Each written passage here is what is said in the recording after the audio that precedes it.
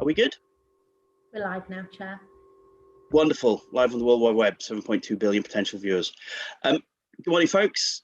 I'm Councillor Neil Walsh. I chair the Climate Emergency Advisory Committee, and I'll be, chairing today's meeting. Can I remind members to set their microphones to mute when they're not speaking and use the hand-raising function to indicate they want to speak. And now we're used to this online world. We've got some housekeeping procedures to go through, so let's go through that. So as I've already introduced myself, I don't need to do that again, but I'll go through the members and officers on this call. So let's start with members and we'll go in alphabetical order. So Councillor Anderson. Councillor Barry Anderson, Adlan Wharfdale Ward. Thank you very much. Councillor Bentley. Good morning, Jonathan Bentley, Councillor for Wheatwood. Thank you very much. Councillor Buckley. Councillor Neil Buckley, Old Woodley Ward. Thank you. Councillor Forsyth. Good morning, Councillor Anne Forsyth, Farnley and Wortley Ward. Thank you very much. Councillor Carlill. Thank you, mixing it up, Chair. Councillor Peter Carlill, Calverley and Farsley Ward. Councillor Illingworth. Good morning, Chair. Councillor John Illingworth from Kirkstall Ward. Thank you very much. Councillor Midgley. Good morning, Councillor Morale Midgley, Kippax Methley Ward. Wonderful, thank you so much. Councillor Mulheron is not. Oh, Councillor Mulheron has joined us. Fantastic. Councillor Mulheron. Good morning, Chair. Councillor Mulheron, RC Robin Hood Ward, an exec member for Climate Change, Transport and Sustainable Development. Thank you very much. Councillor Shazad. Councillor Mohammed Shazad, Moortown and Meanwood Ward. Thank you. Thank you. And Councillor Wadsworth. Morning, Councillor Paul Wadsworth, guys in Rawdon Ward. Thank you. And last but by no means least with the members, Councillor Ray. Councillor Paul Ray, Hunslet and Riverside Ward. Excellent, thank you so much. So, officers present, can you introduce yourselves? Let's start with Polly. Morning, Polly Kirk, Chief Officer, Sustainable Energy and Air Quality. And Harriet. Good morning, Harriet Spate, Governance Officer. Lovely. And Neil Evans is joining us at 10:30. Any other officers present want to introduce themselves or remain wallflowers and shy? Okay. Thank you very much for all of that. So we've got quite a lot on today. I'll go through the next couple of sort of housekeeping items. So, Harriet, item 1, are any appeals? No appeals today, Chair. Item 2, any items of exempt information? There's no exempt information today, Chair. Lovely. What about late items? No late items. Okay, thank you. Item 4, members, any declarations of disclosable pecuniary interests? Silence will indicate that there isn't. Good. And Harriet, item 5, any apologies? I haven't received any apologies for today's meeting, Chair. Excellent. Councillor Warshaw, sorry to interrupt. Yeah. Neil just got in touch with me this morning to say that something urgent's come up. So although he was meant to be joining at 10:30, he won't be able to join. So he just asked me to pass on his apologies. It's not a problem. Thank you very much for letting us know. It's not an issue. Right. So can we turn to pages 7 to 12? We've got the minutes of the 22nd of October and the minutes of the 15th of December meetings. I'm not intending to go through them page by page. I'm assuming that, like me, you've read them, and just bear with me while I get my laptop to bring up a couple of items. And my internet connection is somewhat fragile this morning, so. Right. Harriet, actually, do we have a procedure if I have sort of a catastrophic internet problem? If you do drop out, Chair, initially we would ask that we adjourn the meeting, Okay. to slider, and then if you're happy for Councillor Buckley to take over, if that was the case, if Councillor Buckley was happy to do that. But initially we'd just pause and try and get you back online. That's okay. Righto. Right, so in terms of the meetings of the 22nd of October, people have had a look, is anyone prepared to move that? Councillor Garthwaite. Yes, just to say you didn't call upon me to introduce myself. So Councillor Al Garthwaite, and also I'm having terrible trouble with my iPad. So I may not mute myself because it takes me forever to unmute and I have to go out and come in and all that. But I am quiet where I am. I'm really sorry, Al. You weren't on my list on my chair's notes. I don't know why. I'm really sorry. I could be in trouble with my ward colleague now. I blame Harriet. Anyway, moving swiftly along. Thank you, Al. Right, moving on. Let's go to open forum. Now we've got 3 items and a late edition for open forum. So, Harriet, can we play the videos? Did you Yes, say of who they're course. from? So we have 3 videos today. The first is Woody Caddis Ross, the second is Robbie Strathdy, and the third Ava Garside, who are all young people in Leeds, because we asked on this occasion for children and young people to submit videos. So if we could play the videos, please, Chad. Thank you. Hi, my name is Robbie Strathdy. I'm 18. I've talked to the advisory committee before about the importance of climate education, and I've also mentioned it in my speech at the State of the City event early last year. I think we all agreed that if we had schools across Leeds teaching climate education and a city of young people equipped with the knowledge they needed to tackle climate change and think creatively about the crisis, that would be a really positive thing for the future and for the city. Since then, there's obviously been massive disruption to students' education, and there's a lot of catching up to do, especially for the most disadvantaged students. The good news is that education about climate change doesn't need to distract from that, and in fact, it can benefit it. So Leeds Deck is a Leeds-based charity who've developed the climate curriculum, which is a suite of lessons, lesson plans, and resources across a number of subjects that aims to incorporate climate change into education and into the existing curriculum.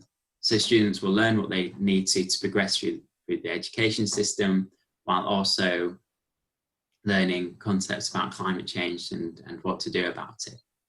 So this has been developed with teachers, and it's being rolled out in schools soon. So I think this is a really good opportunity to improve the relevance and importance of education for students, and really it would be a really good step forward towards a brighter future for all of us. So my question is, given the support that the council has voiced when I've previously talked about climate education, is what they will do to promote the climate curriculum and encourage schools across Leeds to use it. More information about the climate curriculum can be found at Leeds Deck, which is leedsdec.co.uk. And you can also email info@leedsdec.org.uk.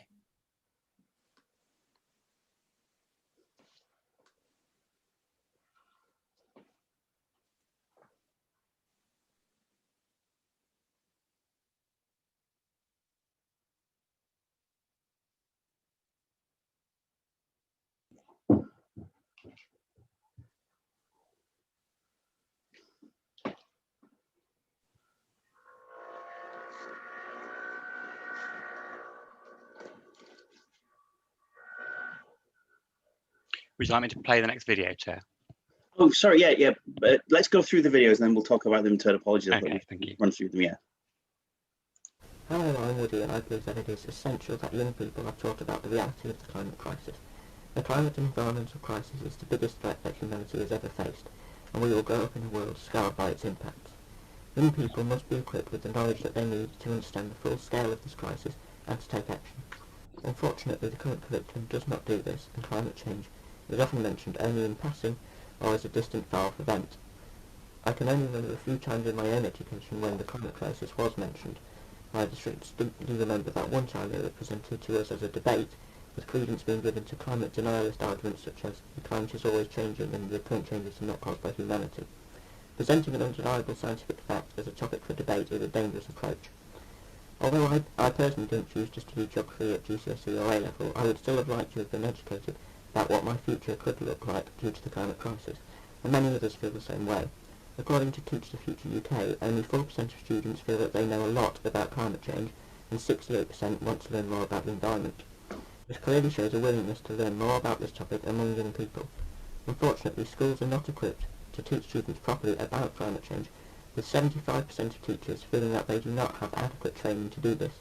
A change is needed in the curriculum to ensure that students and teachers alike are fully aware of the impact that climate change is having on our planet. We must act now to avert the very worst effects of the climate crisis, but we will not be able to act about something that we are not educated about.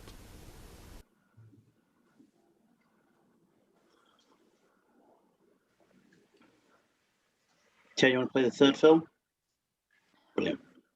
My project is called Perfect Sense Air Quality, and it's about measuring the air quality around us using pin badges and satellites. When I'm on my way to school, I walk on a main road, but there's also a side street that you can go across. On the side street, loads of cars go past. So it was really to find out which way's healthier for us. We could buy a device, but we found that those weren't really very accurate, and we wanted to build our own. So we did that, and we kind of realised that we could make it bigger and that more people could have it as well. My friends and I, we've been wearing the badges on the way to school, and it's been really nice to collect our own data that's precise to our own location. We have changed our lifestyle, me and my friends, because now when we're waiting at a traffic light, we take a few steps back because we found that it's a lot healthier there. I hope that Perfect Sense can empower young people because it's giving yourself your own object to work with so that you can have your own data and empower yourself with your own data.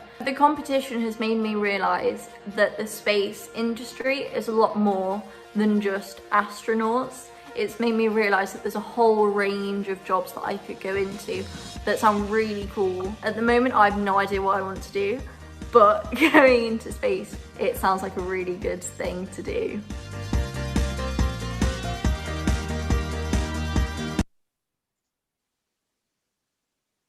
Fantastic. Now we've got a fourth one, I think. Harriet, is that correct?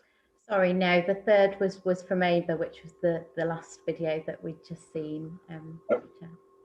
Brilliant. They were really good. I think the first two talked about education resources, so which brings us, today's theme is children and young people and education, as you can see from the other items on the agenda. So I thought those first two films were really instructive to us about getting climate emergency into the curriculum a lot more. So there's discussions to be had there. And the third one, that was an excellent bit of tech, wasn't it? So I'm wondering, what do colleagues think about taking those three items further? We've got obviously the rest of today where we're talking about climate emergency priorities, and we've got a working groups update, but item 9 is really, really important for us, isn't it? So, and item 10, obviously the emergency toolkit for young people. So we're going to speak about those issues in those two items. So if that's all right, colleagues, should we move on to our working groups update? Yep. Cool. Okay. And on that note, I can hand over to Polly for that. So if I start with the transport working group, so at the last transport working group, we reviewed the transport strategy that was taken to exec board in December, and gave members a chance, one, to have a presentation by the team that had developed it, but then also to ask questions and to explore the areas they were particularly interested in. In terms of food and biodiversity, we did a wrap-up session on more of the biodiversity side, looking at the different areas that were explored last year and getting progress updates from across the different offices in the council. And we also had a presentation on the White Rose Forest strategy that was taken in December, again to allow members to input.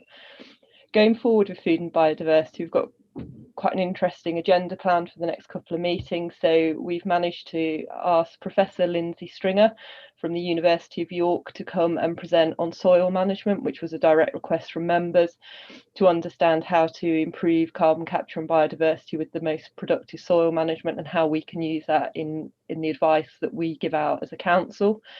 And also we are working to get somebody from the vertical farming community to come and present as well, to explain that in a bit more detail to members. We also have a document that the university produced, which has compared cities across the country in terms of their roadmap on food. And so we're looking at one of the meetings. Sorry, we'll also be looking at the how we create a similar sort of food action plan for Leeds, and where we're weaker and where we're stronger, and how we can bring that together to become more effective on that agenda. And then building, since the last update, there hasn't been a meeting. The meeting's actually tomorrow, and at tomorrow's meeting, they will be looking at some of the key projects and the progress. So the Public Sector Decarbonisation Fund, domestic grants, and European funding. And they will also be looking at the local plan update and the policies that are specifically around climate emergency, and starting to shape the work plan for that group going forward for the rest of the year. Thank you. Excellent. Any questions on the working groups updates? I know Councillor Illingworth, you had your hand raised, but I think it was for the open forum videos. Yeah, but it's a very quick question. I didn't want to lose track of it. It's just really neat sensors in the last of the 3 videos, and I would love to know more about the sensors that they were using on a purely techie basis, but I was fascinated. Yeah, me too. There's a lot to explore there. It was really interesting. We'll get more information for members. Councillor Mulherrin, are you raising those issues in the next section, or? I was wanting to comment on the open forum as well, but I think you're having some technical issues. I think you missed a couple of us, but I can raise them later on in the agenda. I was really just wanting to say the really important message from all 3 was that there were resources that could be made available for teachers, but also for young people to get their own data, to also for teachers to make their jobs easier in terms of developing the curriculum. Mm-hmm. Yeah, very much agree. And yes, as chair, I am having quite some technical difficulties this morning. It's a Monday, isn't it? Right. Thank you so much for that. Councillor Ray, you've got your hand raised. Yeah, it's something I'll bring up with the biodiversity group, but it's something I want to raise here because it'll be a piece of work I'm going to request to be looked at. And after speaking to people who have been doing a bit of research in terms of our tree planting strategy, one of the issues they've raised is actually about the diversity of planting around the trees, in terms of being able, particularly in some of our areas, actually the mature trees go in, but actually most of the nutrients are much further down. So around the complementary planting arrangements around our new forestry plan, so that we actually get a much more diverse and actually support the trees established. And I think actually when it was raised to me, it actually makes a lot of sense that actually you look at a forest, it's not just trees. So a bit of work to go to the parks and country, and it's something I'm going to raise off the back of the conversation that was had with me at the biodiversity group. No, excellent point. Yeah, we'll incorporate that. That's really interesting. Okie dokie. No more questions on working groups? Okay, fantastic.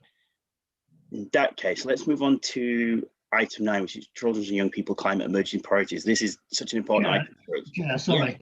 No, it's all right. I have my hand up. It was just a comment, actually, that just talking about the biodiversity and the whole food thing, there's been, I don't know whether you've seen it, in the press just over the last few days, there's been quite a bit about, which on the face of it seems a minor matter, apples. But actually, when you read it, it's not as strange as you might think. England in particular is full of apple trees.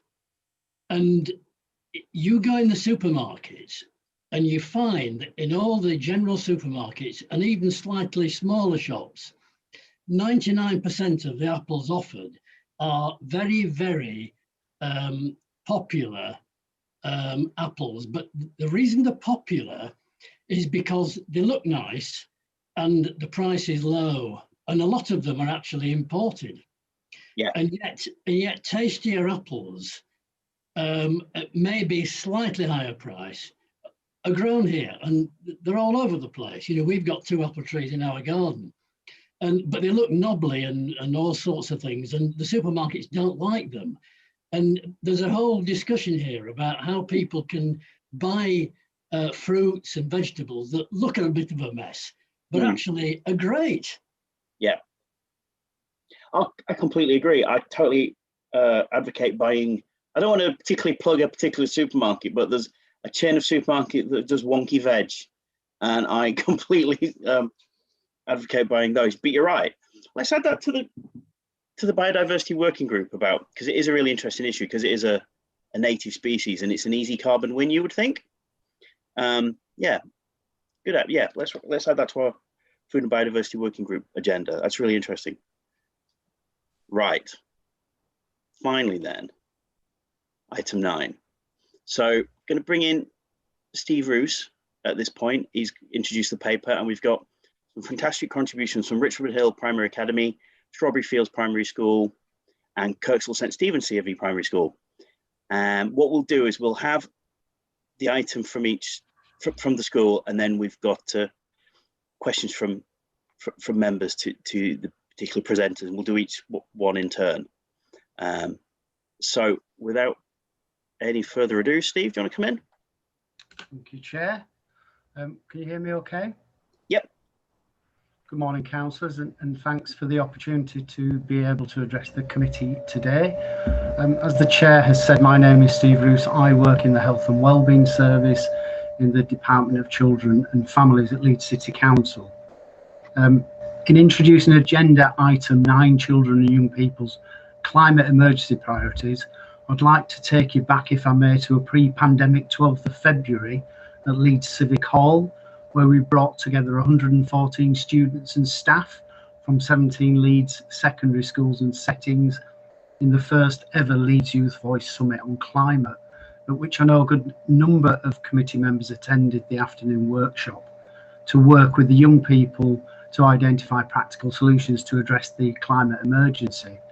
If I may remind members, the top 3 school priorities voted for were promoting sustainable travel, tackling single-use plastic, and supporting school uniform recycling.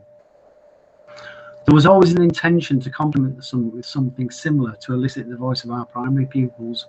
The pandemic, of course, put paid to best laid plans, and instead we invited our primary schools to get creative for the planet through an autumn half-term project to produce a short video film summarising what schools were doing to meet the 3 priorities from the secondary summit, as well as identifying their school's own environmental priorities. Yeah, there's a really horrible background noise. I'm not sure what it is, and it's I'm struggling to hear with the sound like a vacuum cleaner in the background somewhere. So if somebody's got the microphone open with a vacuum cleaner on it. Yeah, can we see if we can sort that out? I've got the same problem. Steve, is your device near a vacuum or a printer or a electronic something running a fan? No, councillor, no. It's I'm just running it through my laptop near nothing else. Right. That is weird. It's not me either, I should say. Stopped. It has. Well, one of the mysteries of the internet. Okay, Steve, do you want to carry on? Okay, is it still affecting? Is that fine? Can you hear me okay? Yeah, it's quite a crack on. Yeah, so I'm just today.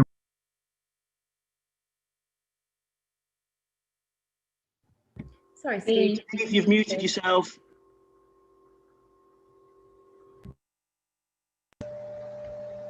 Sorry about that, Chair.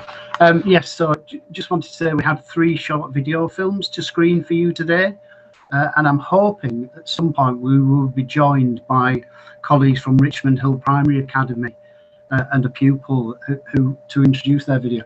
I'm not sure they're here at the moment, Chair. They are here, Steve. I can just see they've just arrived. In which case, if we could just allow. Is Mary Mengstab on the call? Yes. Hello, Mary. Hello. How are you? What did you say? How are you? Good. Good. So are you going to introduce your video film from Richmond Hill Primary Academy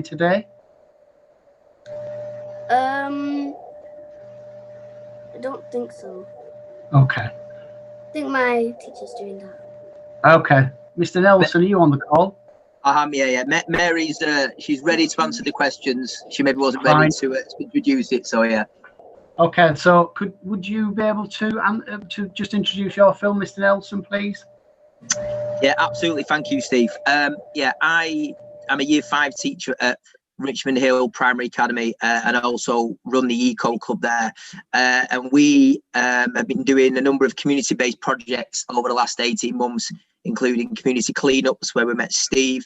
But then also as part of the Gorse Trust, as a trust, we're committed to being carbon neutral by 2025, which is quite a big ask, but something we're trying really hard towards.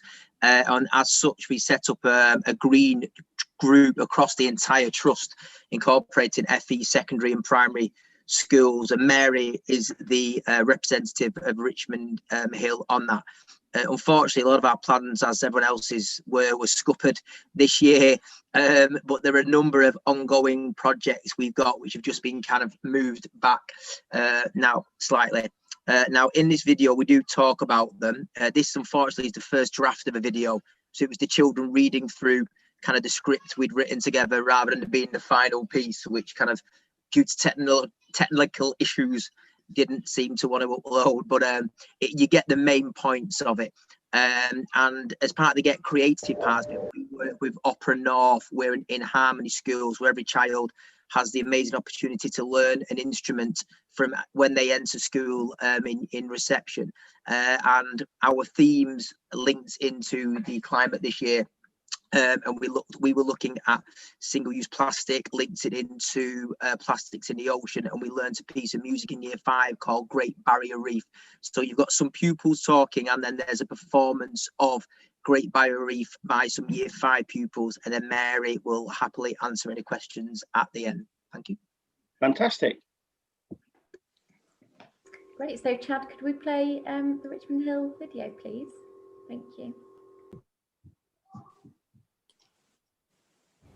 We are in Harmony School, which means that we work with Opera North and every pupil learns to play an instrument.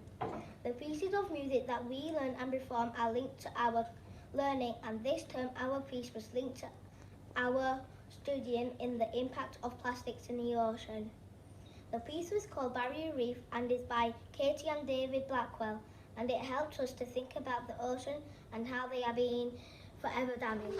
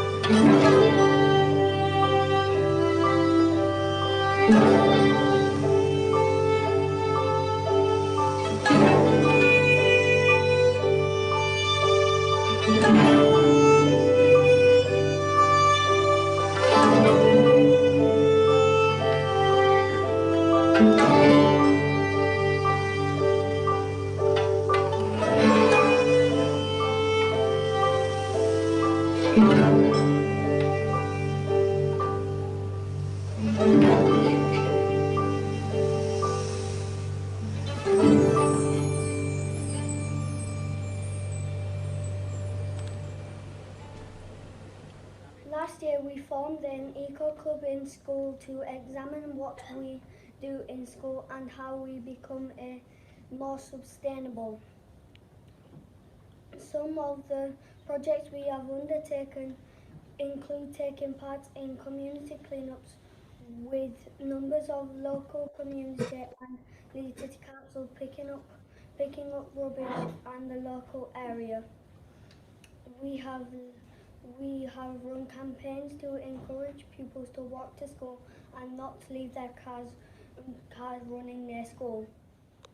We have also made sure that the school have installed recycling bins in every classroom and that all pupils have their own multi-use glasses as we address the issue of single-use plastics. We have written a student green charter which will be launched to schools in assemblies and will be displayed in classrooms. As a trust, we have formed the group that focuses on sustainability, and we have a number of aims, including we are looking forward to being carbon neutral by 2025. We are also going to launch Ghost Gets Hydrated to reduce and eliminate the single-use plastics and products across our school.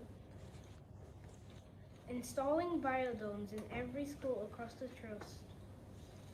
We are also going to introduce a recipe book that encourages families of all kinds to use locally sourced ingredients and encourage them to grow their own. We are having a living wall installed at school which will include plants that create, produce and absorb pollutants. We are also working with Yorkshire Wildlife Trust and will become a nature-friendly school. Next year, we'll have an outdoor learning environment which will enable us to fully explore the issues we are studying. We are the Eco Club. We are going to look at it now and forever.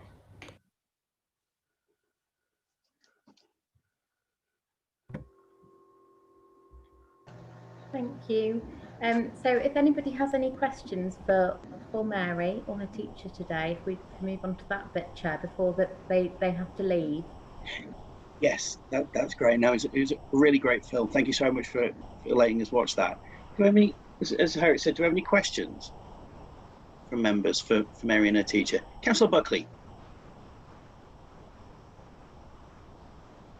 Yeah, thanks, Chair. And I have to say, I thought those films were fantastic, really, really impressive, and they were nicely presented and really interesting. Just a couple of things. Could perhaps Mr. Nelson just explain how the relationship with Opera North works? I was very interested in that. But also just a comment about this whole aspect of car engines running, idling and so on. It's an ongoing problem actually, and we all think it's a bad thing. And I was on a walk the other day and there were 3 Leeds City Council vans all sitting there, all with the engines running. And we need to be careful that we set the example. But if those queries could just be answered, I'd be very grateful. Yep, we certainly can. Mr. Nelson? Yeah, happily. So Opera North have obviously been Leeds based. I know they started a kind of community engagement work with primary schools about 4 or 5 years ago, I think. I believe Windmill Primary may have been the first one they worked with. And we're quite lucky that we have some links with them already. Our principal is a classically trained performer. That's one of her many things in her past life, and she had some contacts there anyway. So we engaged with them, and the trust support us in the first year, but we now kind of do that ourselves. So they come into school and they teach instrumentalism, and then also you perform as an orchestra, and they teach singing, and their professional singers come in each week. So the school's just alive with music. So no matter you learn strings up until year 5, and then you learn, and then you take up some woodwind and brass year 5 and year 6. So by the time you've left year 6, you've experienced lots of different instruments, and every child has their own instrument free of charge in school.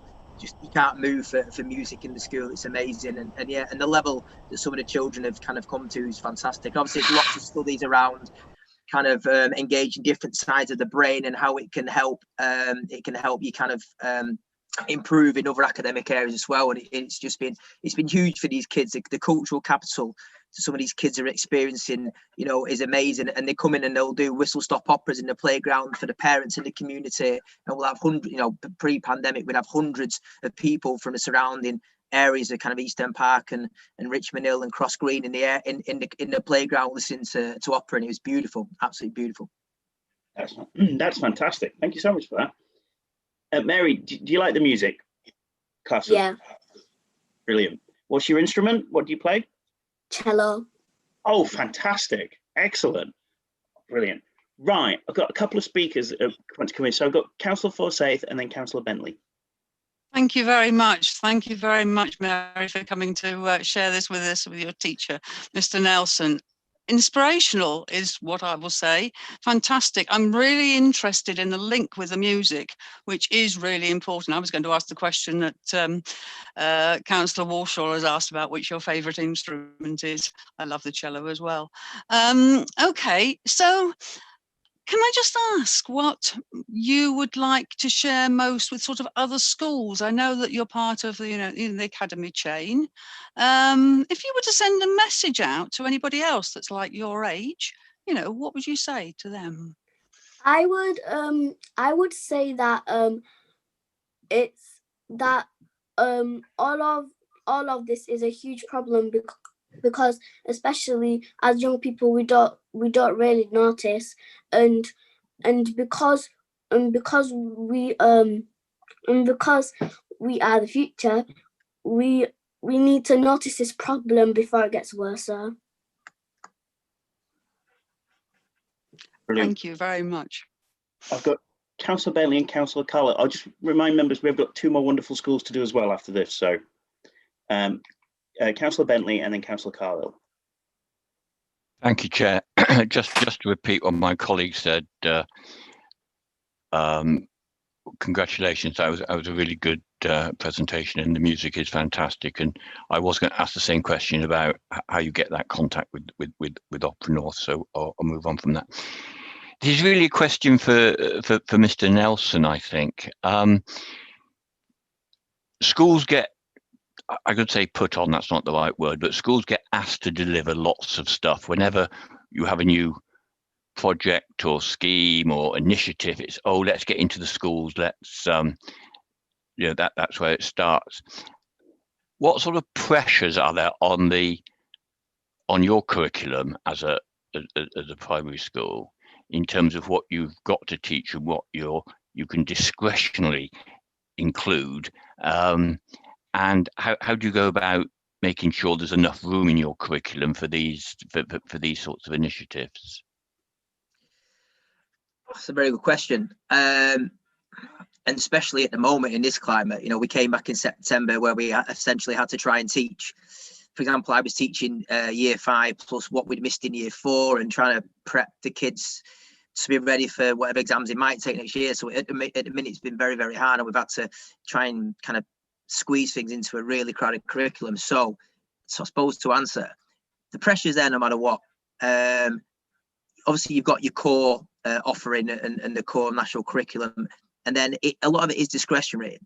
But if you don't offer the children the most rounded curriculum you can, including every aspect of it, you're not doing them any favours.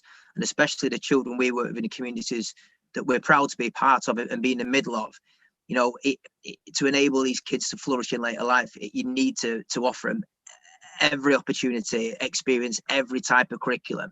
And I know some schools, through whatever choices, might feel that, you know, looking down a more academic route might be more beneficial for the kids in some ways. But we believe that even though it is difficult and some things we need to offer as after school opportunities rather than during the school day, if we don't let them have the chance to access everything there is out there, especially creative arts, then we're not doing them any favors really. So there's no real answer to it. You just have to try your best, be committed to it, be willing to give what you can in order to make sure the kids get every single opportunity they've got, really. Thanks very much. That's excellent, and best of luck in everything you're doing. It's brilliant. Thank you. Thank you very much, Councillor. Councillor Carlo and Councillor Mulheron. Quick question for Mary, really. Just following the activities that you've done with the Eco Club and with the school, has it made you think differently about what you do? And also, do you think it's made you start nagging your parents if you see that they're doing something that you've learned that we should be trying to do less? Yeah. And also, I have been nagging my parents because my dad owns a small business and he uses a lot of plastic, but all of that plastic goes into the recycling and gets recycled into bottles, and then those bottles are then sold in his shop. Fantastic. That's it. Remember, kids, to hassle your parents to make them change their ways. It works. I get that from my kids, and it really, really works. Councillor Mulheron. Thank you, Chair. Just very quickly echo the thanks and congratulations that everybody else has already given to Richmond Hill Primary School pupils. Great video, lovely to hear the music and to hear the way in which you're using that to boost other parts of the curriculum as well. Really important for maths as well as music. Just really keen to ask Mr. Nelson, he was here, I think, for the earlier open forum presentations. And I just wondered whether they were aware of the resources that both Robbie and Woody were talking about in the earlier presentations, and if that would help them as a school, if they were accessing those resources to be able to put the environmental learning into their curriculum. I think I came at the end of the open forum, so I'm sorry about that. But one thing I've got at the moment is I'm kind of in school and then out of school, kind of teaching a bit vulnerable and back at home for a week. But one thing I've got is time, and one thing I'm looking at is how we can develop the work we're doing this year. So if there are any resources that might help with that, that'd be amazing. Especially because, as one of the children said in the video, we are becoming a wildlife school as of April, and we're going to have this amazing outdoor learning environment. And I want to really make sure the kids can it can become an experiential learning thing for them, and it can really kind of, start to live the curriculum. So if there's any resources that might help with any aspects of it, it will be absolutely phenomenal. To be honest, I'd love to see whatever there is out there. Well, we will make sure we send everything that we have on to you, because I think that would be great. Amazing, thank you. Brilliant. There's no more speakers, so I just probably take this opportunity to thank Mary and to thank Mr. Nelson for coming along this morning. That was really great, really informative, and yeah, thank you. You're most welcome to stay on the call, providing the technology holds up. You don't have to though either. It's entirely up to you. But if we could, but thank you very much once again. So we could move on to our next school, Harriet, which is Strawberry Fields Primary School. There's no representative from the school in attendance, but we've got a video to be introduced by Steve. Yes, Chair, thanks again. I've switched my video off. I don't know whether I was causing the problem on the call. I just think it might help. Can you hear me okay, Harriet? Yeah, we can hear you perfectly well, and the background noise seems to have gone now, Steve, so that's great. I'm not claiming that it was down to me, but I just thought I'd eliminate all kind of possibilities. So yes, thank you. And actually, if I can just say, thanks to Andrew, if he's still on, and Mary. And Strawberry Fields did until Friday fully attend presenting their own video, but on top of everything else that's going on in schools, we had some snow days at the end of last week, which meant schools were closed. So unfortunately, we weren't able to get the safeguarding in place for pupils to come along today. So Strawberry Fields have had to decline. So what I thought I would do is just tell you a little bit briefly about the film that you're about to see. So it's got a running time of 2 minutes, 37 seconds. And the focus is on what as a school they've done, including litter picking, tree planting, visiting recycling centres, more vegetarian meals, and then focusing on what they could do. So you'll see they talk about cycling to school week, beyond meat days, and raising awareness through a poster campaign. So if Chad, we could play that film now, I think that'd be useful. Thank you.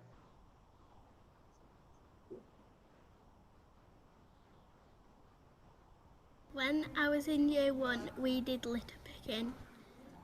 So last year we set up a growth tower to see how big plants could get. What we've done in the past is we've planted trees to get more oxygen, and most of the Eco Council planted a tree each from each class. Every week we have a neat 3-day because the Eco Council wanted to do it. In Strawberry Fields, the Eco Council has been doing everything that they can to save the environment, like going to going to a recycling centre so that we can learn where the rubbish goes and why it's important to recycle. Strawberry Fields has already done many things to help save the environment. We've created and signed a petition for more vegetarian meals. We've also planted over 100 trees near the back fence, but I've also got an idea of my own. Since we can't mix bubbles, maybe each class at a different time with some supplies could go down to the pond area and fix a small area of it. Also, we can make... I think that we should have a cycle to school week and also a Beyond Meat week. I think we should grow more trees and definitely have a Beyond Meat day. And Beyond Meat tastes exactly like meat, but it's actually vegetables. So you just cut down rainforests and you feed the animals with the food from the rainforest. And we eat the animals. So we're making pollution. A cycle to school week. For the past few years, we've been planting trees to help the environment. And my idea is to hang posters about the environment to help people encouraged to save this world. It's the only one we're going to get. I think we should plant more vegetables because we can use them in the dinner hall. I think we should turn our old scraps and fruit and veg into compost. Because the pond area is a mess right now. I was thinking if we could probably plant some more flowers and plants. Also, we can make our own bug hotels, bird feeders and bird food as well. We have planted over 100 trees in our back fence, and we've used a growing tower in the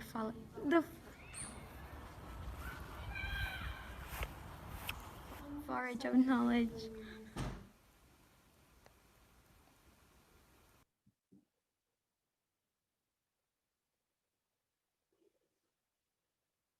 That was fantastic.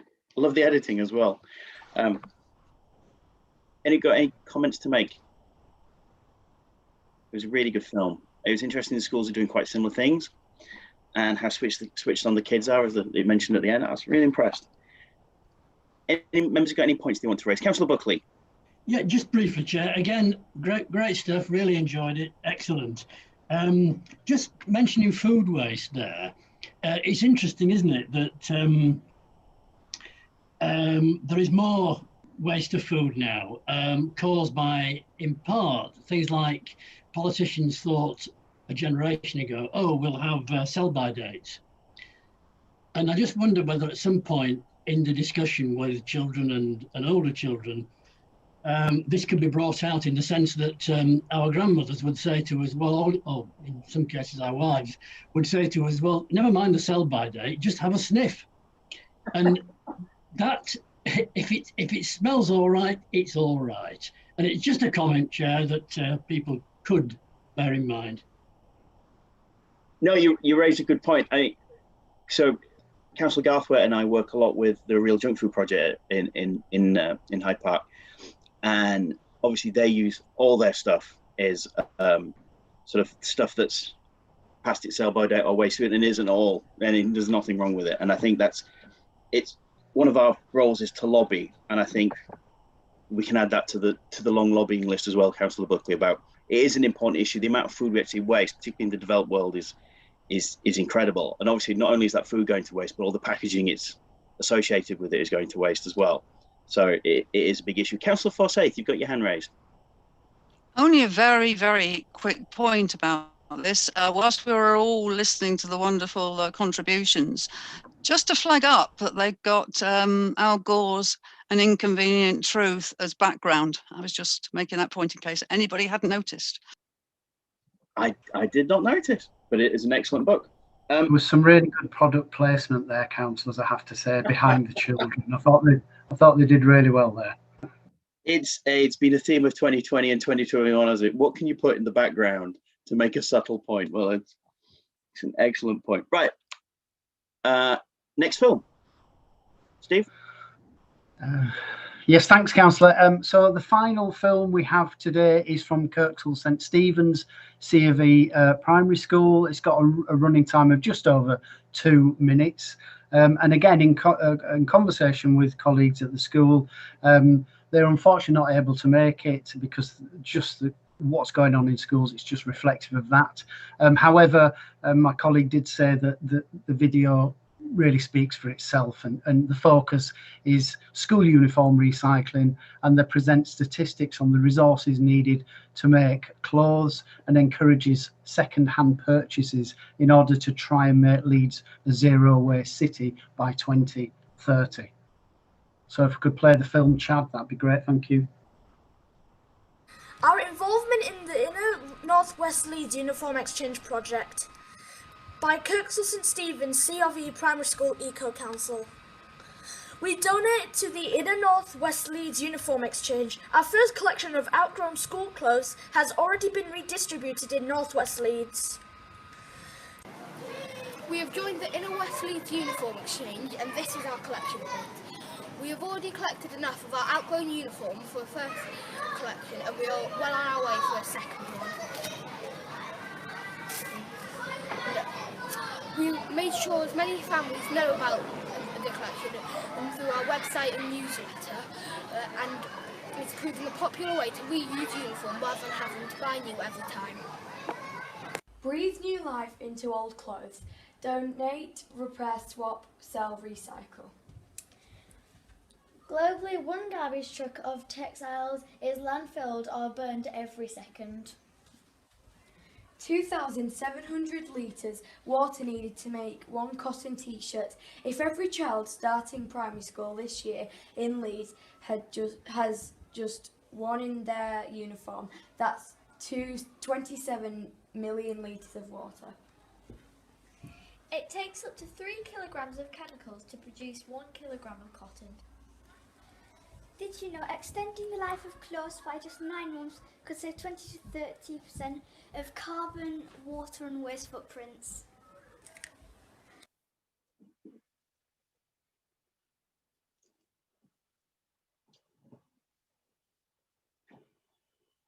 To second hand and help make Leeds a zero waste city by 2030. Thank you for listening. We will continue to collect our outgrown uniform and do our bit to make Leeds a zero waste city in our lifetime.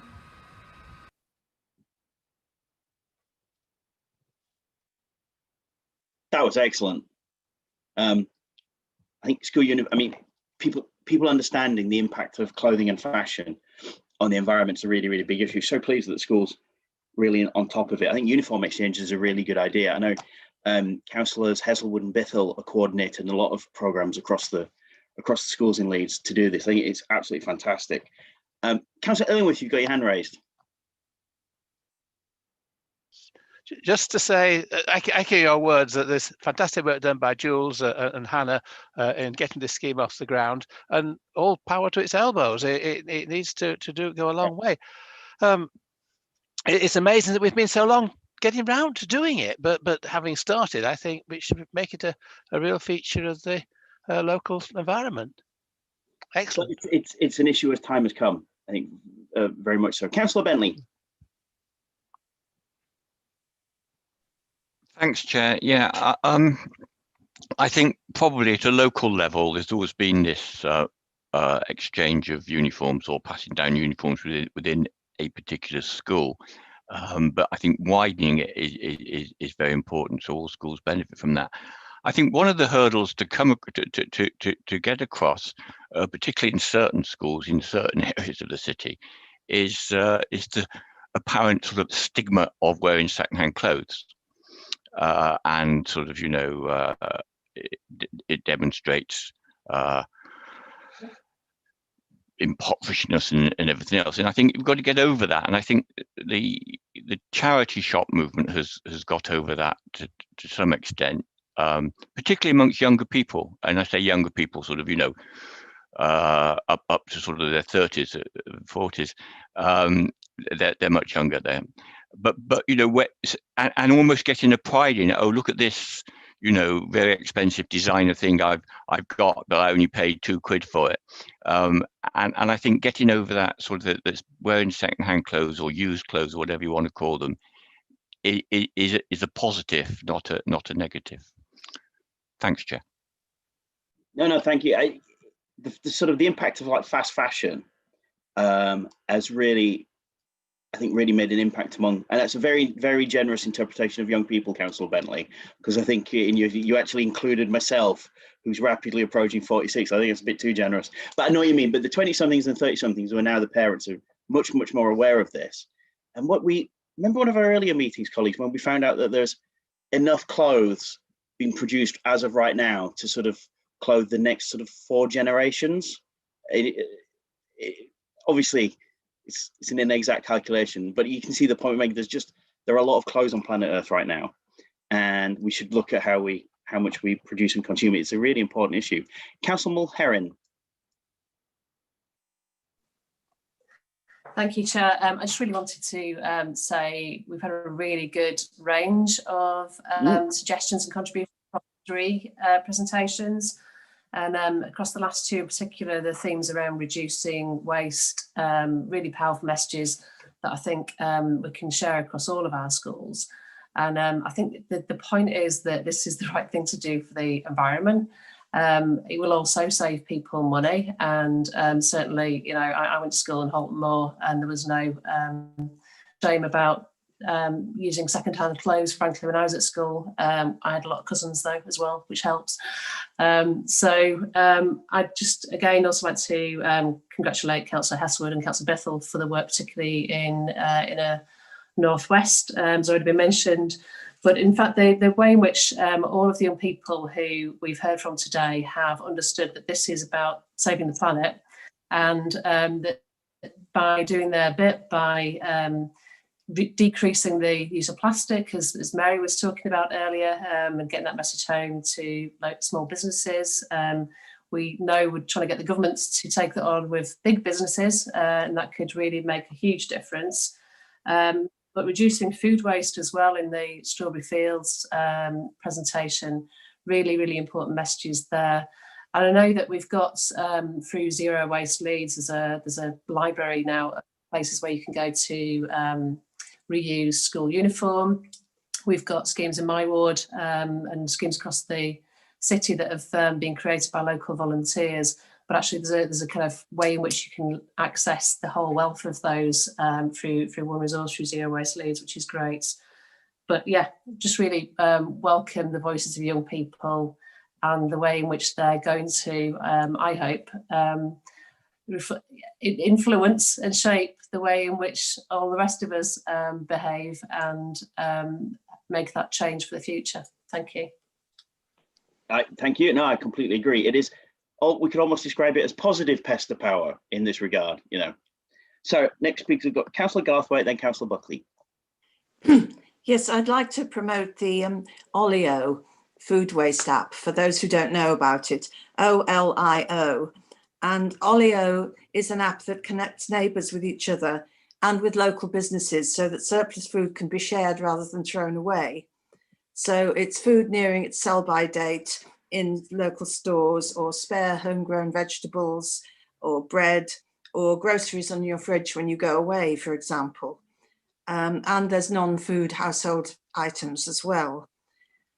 And it works by making an item available. You just open the app, add a photo description, when and where it's available for pickup. And there's also a network of volunteers who pick up a lot and then distribute it. So it's a really good thing. You can go in, and if there's something local, like unsold sandwiches from a supermarket at 5 in the evening or something, you can go and fetch it. So I think it's worth looking at. You can arrange a pickup if it's an individual by private messaging. And it just means that a lot of things that would otherwise be thrown away don't get thrown away. So that's Olio. Olio. OLIO. Excellent. I'm going to look for that at the App Store when we've done. Phenomenal. Excellent. Okay. And then Councillor Buckley. Yeah, thanks, Chair. Just picking up this point about charity shops, actually. Going back a decade, or let's just say something like that, people used to say, oh, there are only charity shops on this parade, and it was seen as a very bad thing, and so on.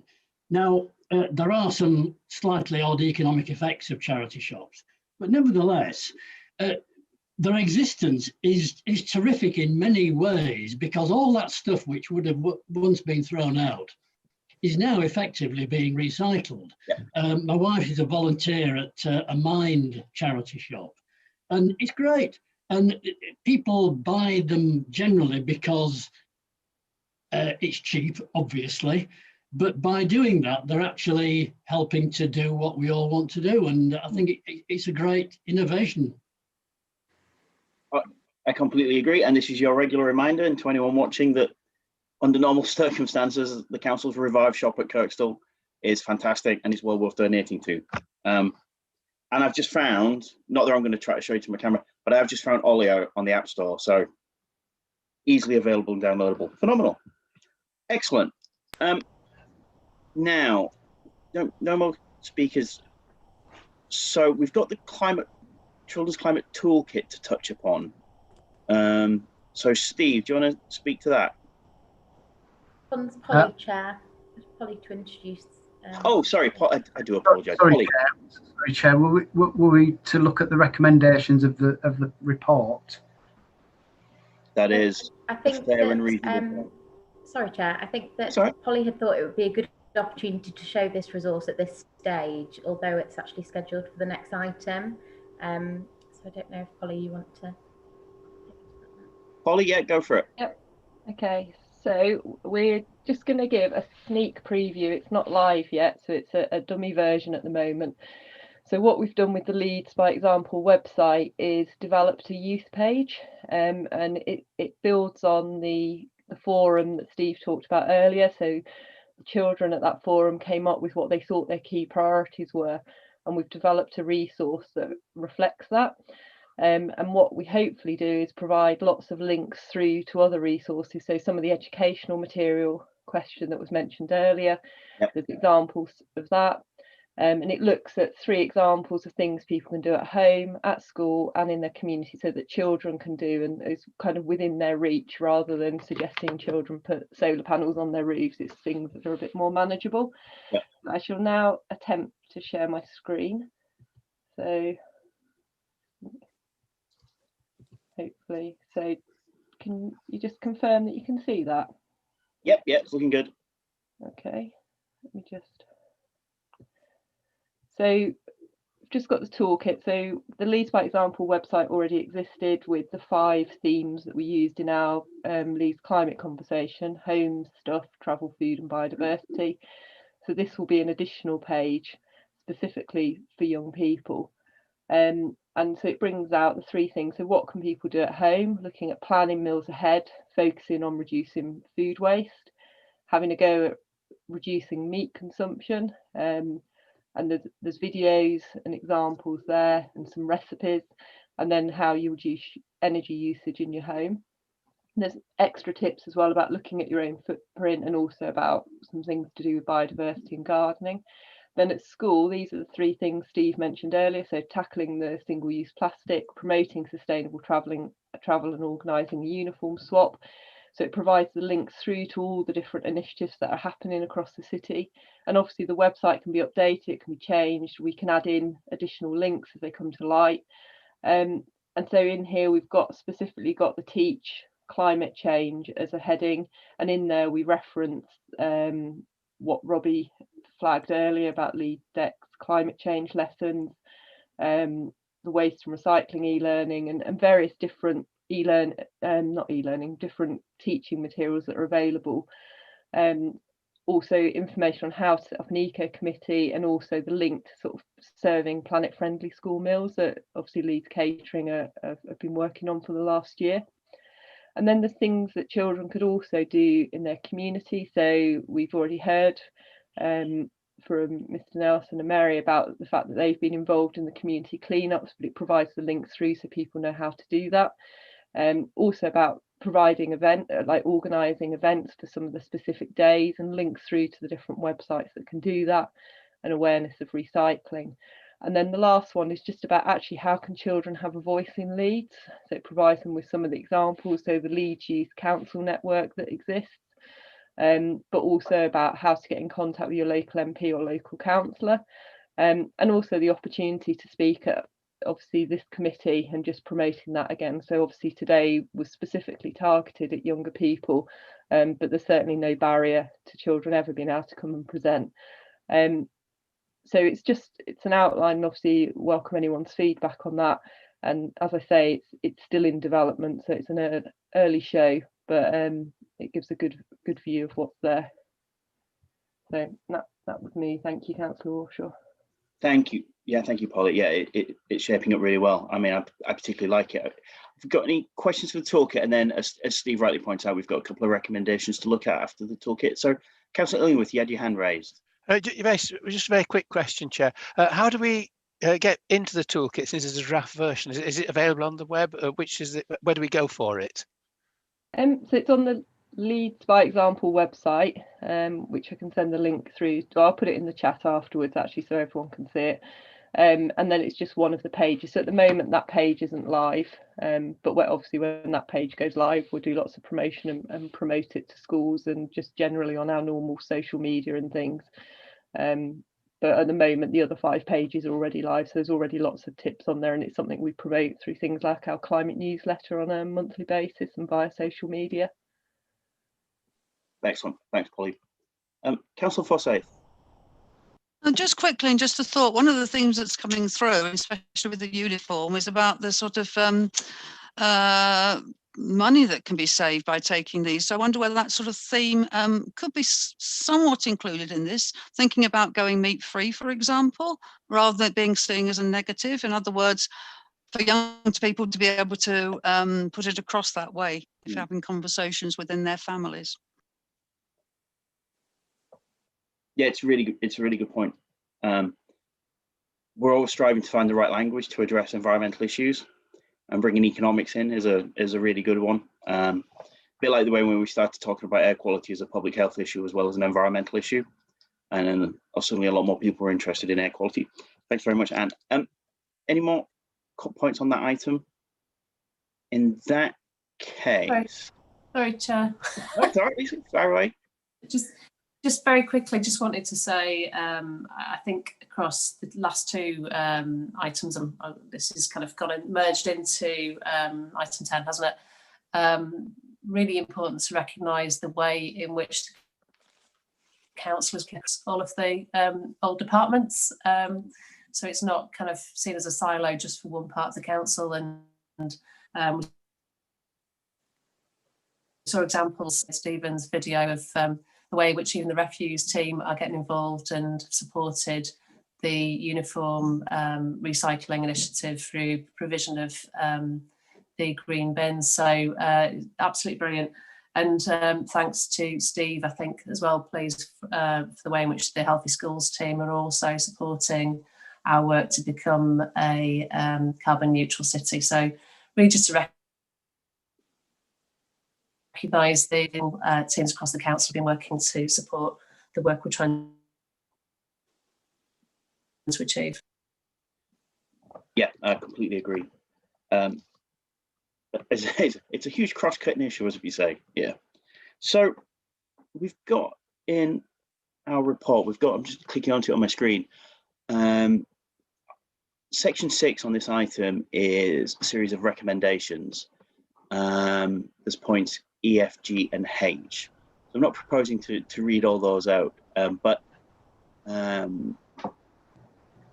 it's basically asking us to look to how we can support other schools and to identify their own environmental priorities, and looking to how to support them to produce a climate action roadmap. And that's in Appendix 2 of your documents as well. And I think we very much want to do that as a committee. And then to identify appropriate next steps, with specific consideration to focus on engaging with child-friendly Leeds ambassadors, the next available opportunity.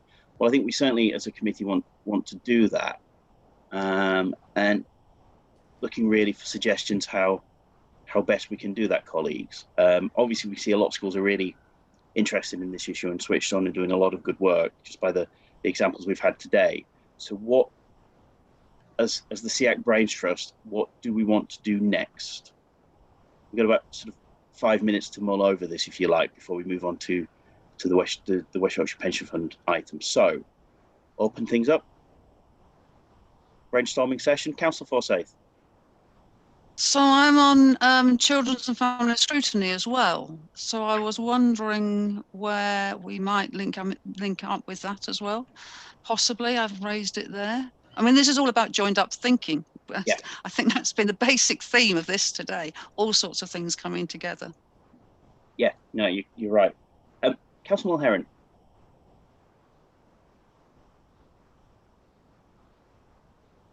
Chair, I know. Internet issues. I know that the Leeds young people in their work going forward, and we do have really good resource in the council through Hannah Lamplu's team. All those opportunities at the end of the toolkit for young people to engage. Our influence team have helped to shape this council to make it to kind of reflect on the resource that we've got there and how we can support other organisations as well. And Leeds Climate Commission to talk to Hannah and Richard Cracknell about the work that they do and ways in which young people's voice can influence the whole of this agenda, but in ways that work for them, not expecting them to have a representative sat on the commission or to have their voice heard. In ways that they can engage positively. Is anyone else? 3 presentations we heard under the open forum. Sorry, I think I'm going to switch the camera off because I think it's my internet. Sorry. Hopefully you can hear me now. Is that better? It is. Yeah. Thank you. Yeah. Sorry. So I'm not sure how much of you heard what I said, but just the way in which the Voice and Influence team have shaped the way the council approaches pretty much everything that we do, and ensuring that young people can have their voices heard and influence what we do in ways that work for them, and one nominee to represent them on mostly adults committees. So it's something I've already spoken to the Climate Commission about, and ensuring that they speak to Hannah Lamplu and Richard Cracknell to engage with them about the best ways to have young people's voices heard on the Leeds Climate Commission.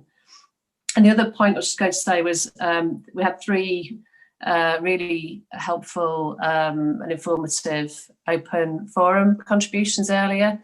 And again, some really good ideas there for supporting young people to engage on the climate emergency. So whether it's resources for schools through the development education platform that Robbie was talking about, or the resources that Ava was talking about, which I don't think any of us had ever come across before, working with the UK Space Agency. So some really fantastic ideas that are coming forward from young people. And I think we kind of need to listen to them and embrace what they're telling us. Thanks, Lisa. Yeah, I completely agree with all of those, particularly the Space Agency. Wasn't expecting that. That was really impressive. And yes, knocking the video off really did help. So, Mr. Nelson, you got your hand up. Love to hear from a teacher on this. Yeah, hiya, thank you. Sorry to interject. Yeah, I've kind of been listening to everything and trying to see it from a school's perspective.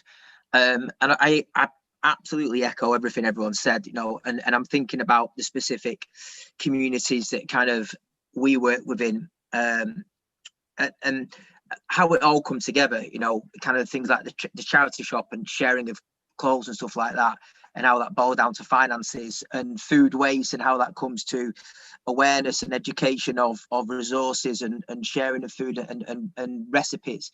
And again, how that again comes down to finances, and how in the time we're in, obviously, that sharpens the focus on so many families, especially those who are most vulnerable, most in need, who are getting absolutely amazing support from all the different kind of ideas and foundations and trusts and organisations within this city, of which you've mentioned there's so many out there and so many amazing things that the council are doing and supporting in the different wards. And I suppose it's kind of bringing all that together. And I suppose what you want to do is there's so many kind of interlocked but disparate at the same time kind of initiatives, and you kind of like want to bring them together. And I think that the page on the website does that really, really strongly, really well. And we've kind of done a similar thing in school where I wrote a green charter for the school, which was number one for kids, then for all teachers, because there's some things kids just don't even think about, turning off the PCs when they go home, stuff like that, real basic stuff. But over one classroom, do it over 30 classrooms, do it over 400 schools in the city, suddenly, you know, the wastage is incredible. And then looking at and then that going out to parents as well. So the next step was going to be, it became a community launch, and that then kind of snowballed on from there. So I think the framework you've got on that page is really good, because it gives schools a really clear pathway, like you said, a kind of a vehicle for doing that, and that's really strong. But what you maybe could consider, where maybe we could help a little bit, is I'm thinking you kind of want it to come, all these different resources, you want it to come assembly ready, so to speak, where, because you want to do all the things, but as the councillor asked me before, it's about having the time to do things. If it comes as a package.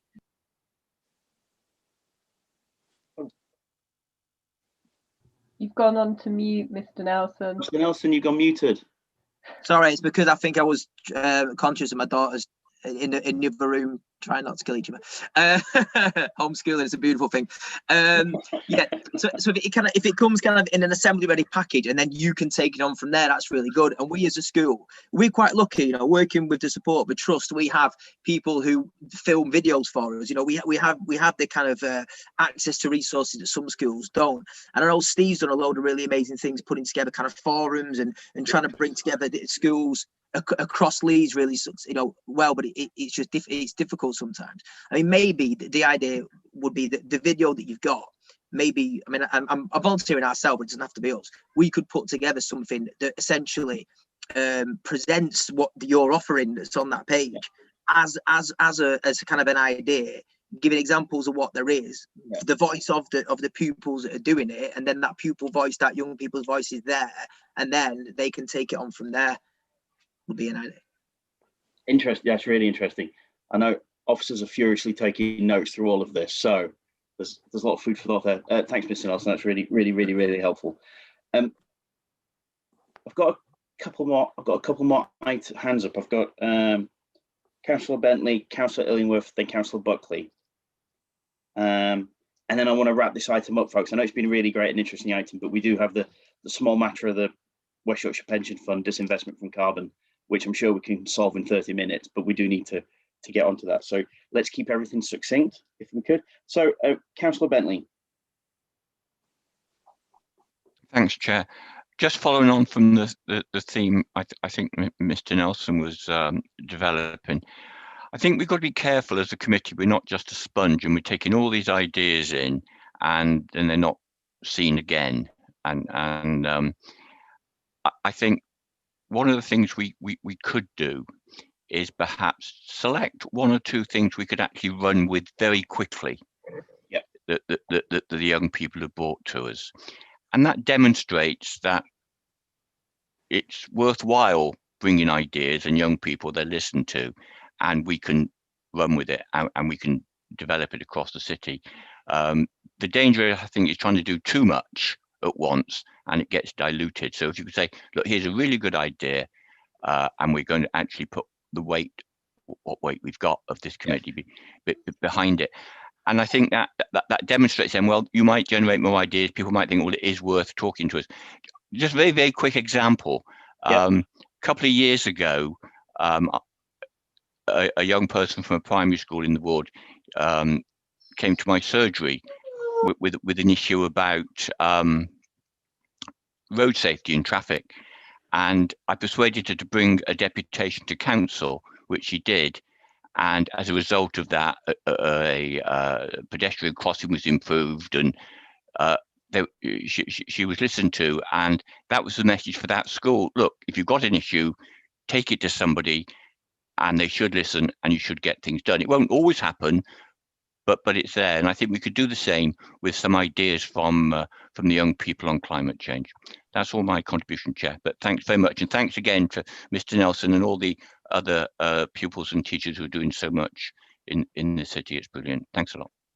No, thanks, Councillor Bentley. I think perhaps an example of that, what we could do is make sure that the climate toolkit is assembly ready, as Mr. Nelson's raised. So that's your point, Councillor Bentley, and Mr. Nelson's fusing together there. I think we can make sure that that's good to go through Steve and his team. I think that'd be something we could greatly assist with. Right. So I've got Councillor Illingworth. I think, John, did you have your hand up? Yes, I did very briefly. I took it. Sorry, that's the sound of my husky. Just, John, if you speak to your point all the way back on camera in 1 minute, just crack on. Hello, if you can still hear me. I was just going to say that it's excellent what's going on. The stunning variety of ideas and new ways of looking at things is really very refreshing. We just need one precautionary measure. I think we need a fact-checking service. Discreet, quiet, but just watching our backs, because with lots and lots of contributions, they won't be 100% correct. It would be extraordinary if that were the case. So I would like us discreetly and without making a big fuss about it to have arranged for fact checking to make certain that everything that goes out is justifiable and justified by evidence. It's just homework, but vital, I think. Noted. It's a good point. Councillor Fossett, did you still have your hand up, or? I did, but I know we need to move on. I can yes, I can say it in a different context. Okie dokie. I mean, we've covered a lot of ground with schools. There's not an awful lot going on, which is really good to see. But let's bring that item to a close. There's a lot of actions for officers, including both Polly and missed me out, Steve. Chair. Oh, Councillor Buckley, I do apologise. It was only a quick comment, but it's taking up Councillor Bentley's point, actually, about all the quick examples and so on. And if you go back right to Appendix 1, there's an idea there right at the top of what can be done at school, as it points out. Yeah. And again, it's a small thing, but it's very practical. And it's talking about living walls or ivy fencing. And actually, as we all know, that's a great way to encourage birds and that kind of wildlife. It also looks nice. It takes a little bit of maintenance. Every so often, somebody's got to come with the shears and make sure it doesn't go rampant. But one of the hidden benefits of that is that it's a great deterrent for graffiti. Because if you have a wall or a fence which is covered in ivy, they can't put any graffiti on. So that kind of small measure, I think, is quite sensible. Yeah, no, I agree. That's practical, deliverable. Okay. So Councillor Walshaw, could I just interject? Of course you can, Steve. Thank you. I'm just looking at recommendation 3 in the report, and I just really want to focus in on that, following some of the observations of the councillors today. And that is really that we should use the opportunity that we have through the submission of these films to encourage other schools to do a similar thing. And what we have by way of quick wins, we've got the climate emergency advice page that we will signpost schools to, that Polly's referenced, but also we have a climate action route map that's included at Appendix 2. And the climate action route map is really for senior leaders in school to put in place the infrastructure to allow these discussions to go on in schools. Every submission you've seen today has been from an eco team, an after school club. What we need to be doing is making sure this is within the curriculum as best we can, and that every young person is exposed to these issues. So I'd highly recommend that we follow that, use the opportunity of what we have today, and then get schools to think about some of their own ideas, whilst also giving them some examples of what has been suggested and what could be done. Completely agree, and that's what we need to do. And I think all the elected members on this committee would agree with. Peter, you put your hand up. Sorry, Chair. I know you want to move on. I just did want to make one quick point. Yeah. I was honoured earlier that was it Councillor Bentley who labelled young people as a bracket that I was in, but I'm very conscious if you're at primary school, I think I'm probably one of the sad old men that they see jabbering about these things. I just wanted to reinforce on that then.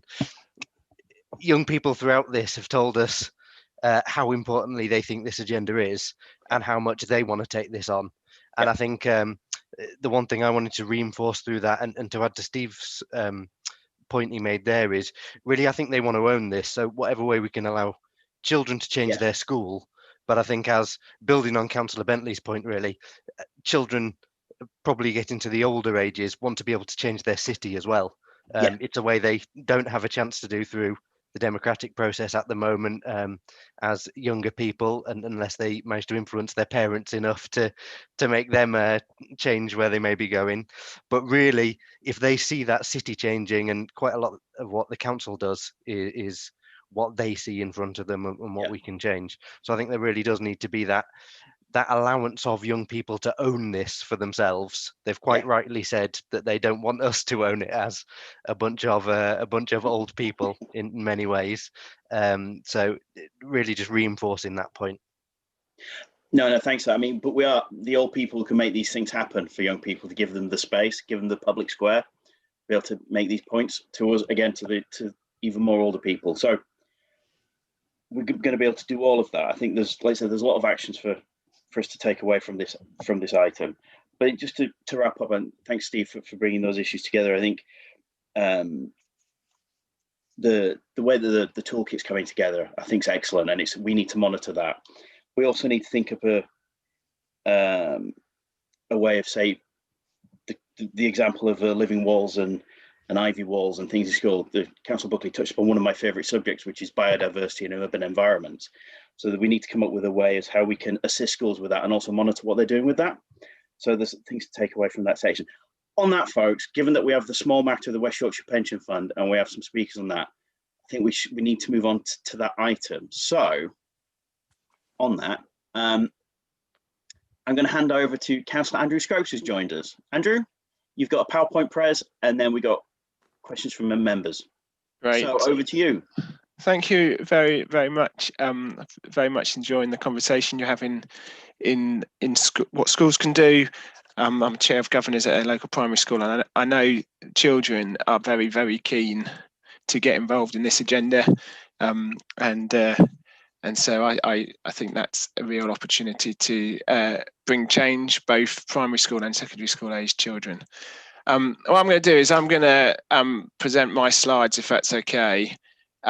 But whilst I think everyone probably knows me, I'll just give a brief introduction as well, if that's okay, because I think probably most people know me as Councillor Andrew Scopes. I represent the Beeston Holbert ward in Leeds.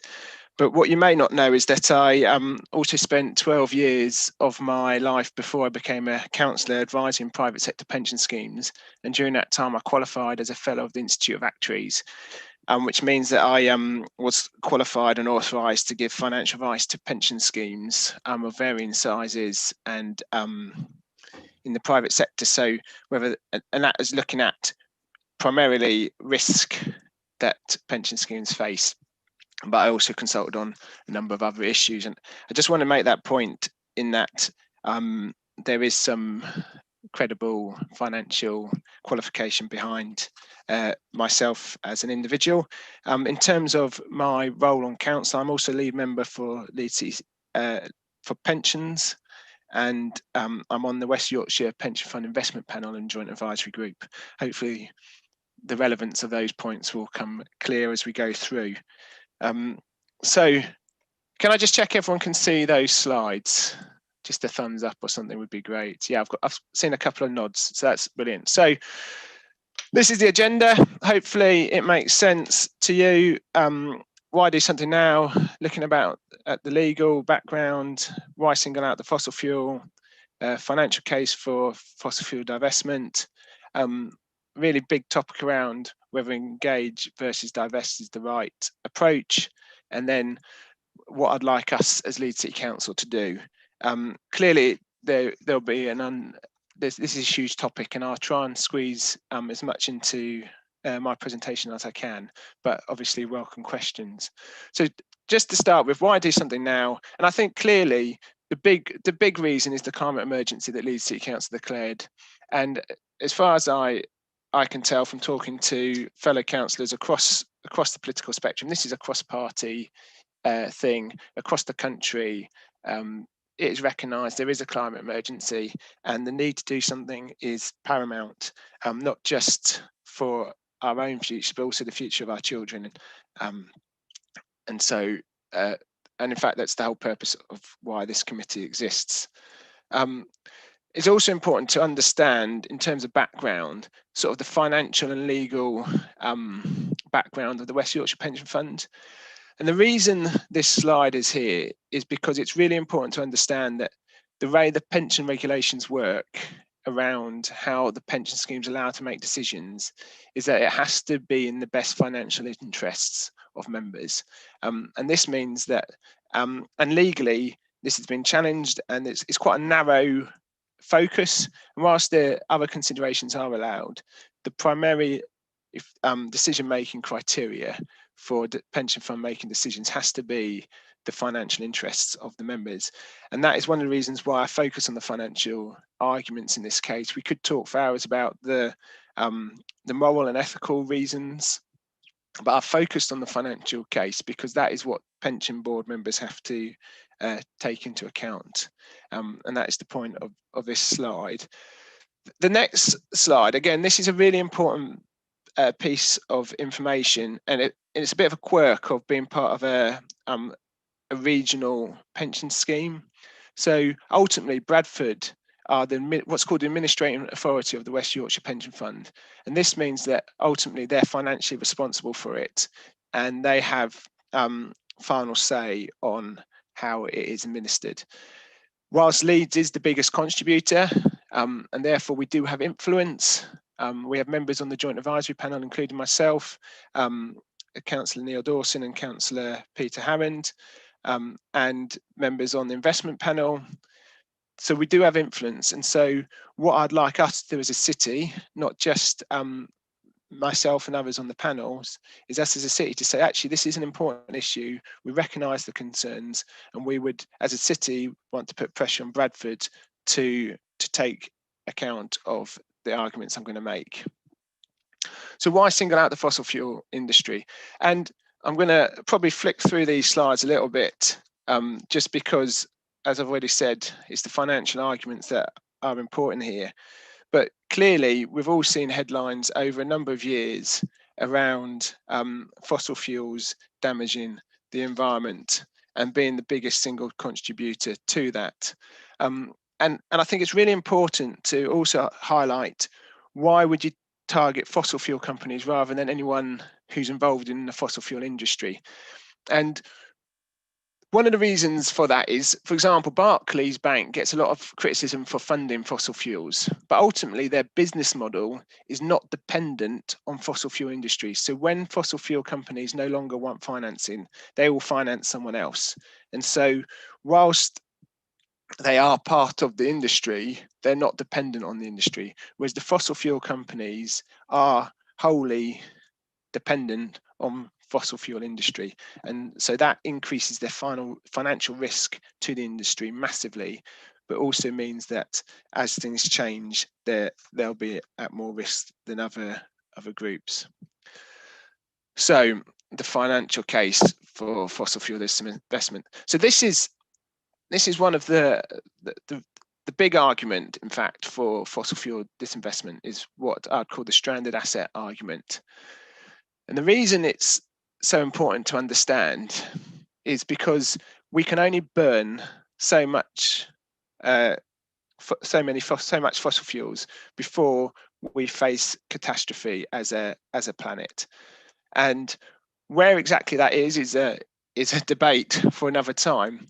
But holistically speaking, there is an amount that we can burn and not cause catastrophic damage, and then there's an amount that we can burn and we would cause catastrophic damage, on the basis that we will avert complete catastrophe. And if we don't, we've got bigger fish to fry, so we can stop worrying about this anyway. But on the basis that we don't, there's a huge amount of assets effectively that are non-deliverable. And so when you look at a company, like a large fossil fuel company, the way it's valued is, one of the things they do is look at what you'd call its assets, its fixed assets. And ultimately, if you look at the graph here, what it's trying to show is that there's a lot more oil in known reserves than that can be burnt. So over time, a big proportion of the asset which these fossil fuel companies are including on their balance sheets will effectively become worthless because we can't burn it, and we mustn't burn it. And on top of that, the major fossil fuel companies are all also spending money on finding new reserves. So not only have they got more that they can burn already, but they're also searching for more, and effectively that would go on the balance sheet.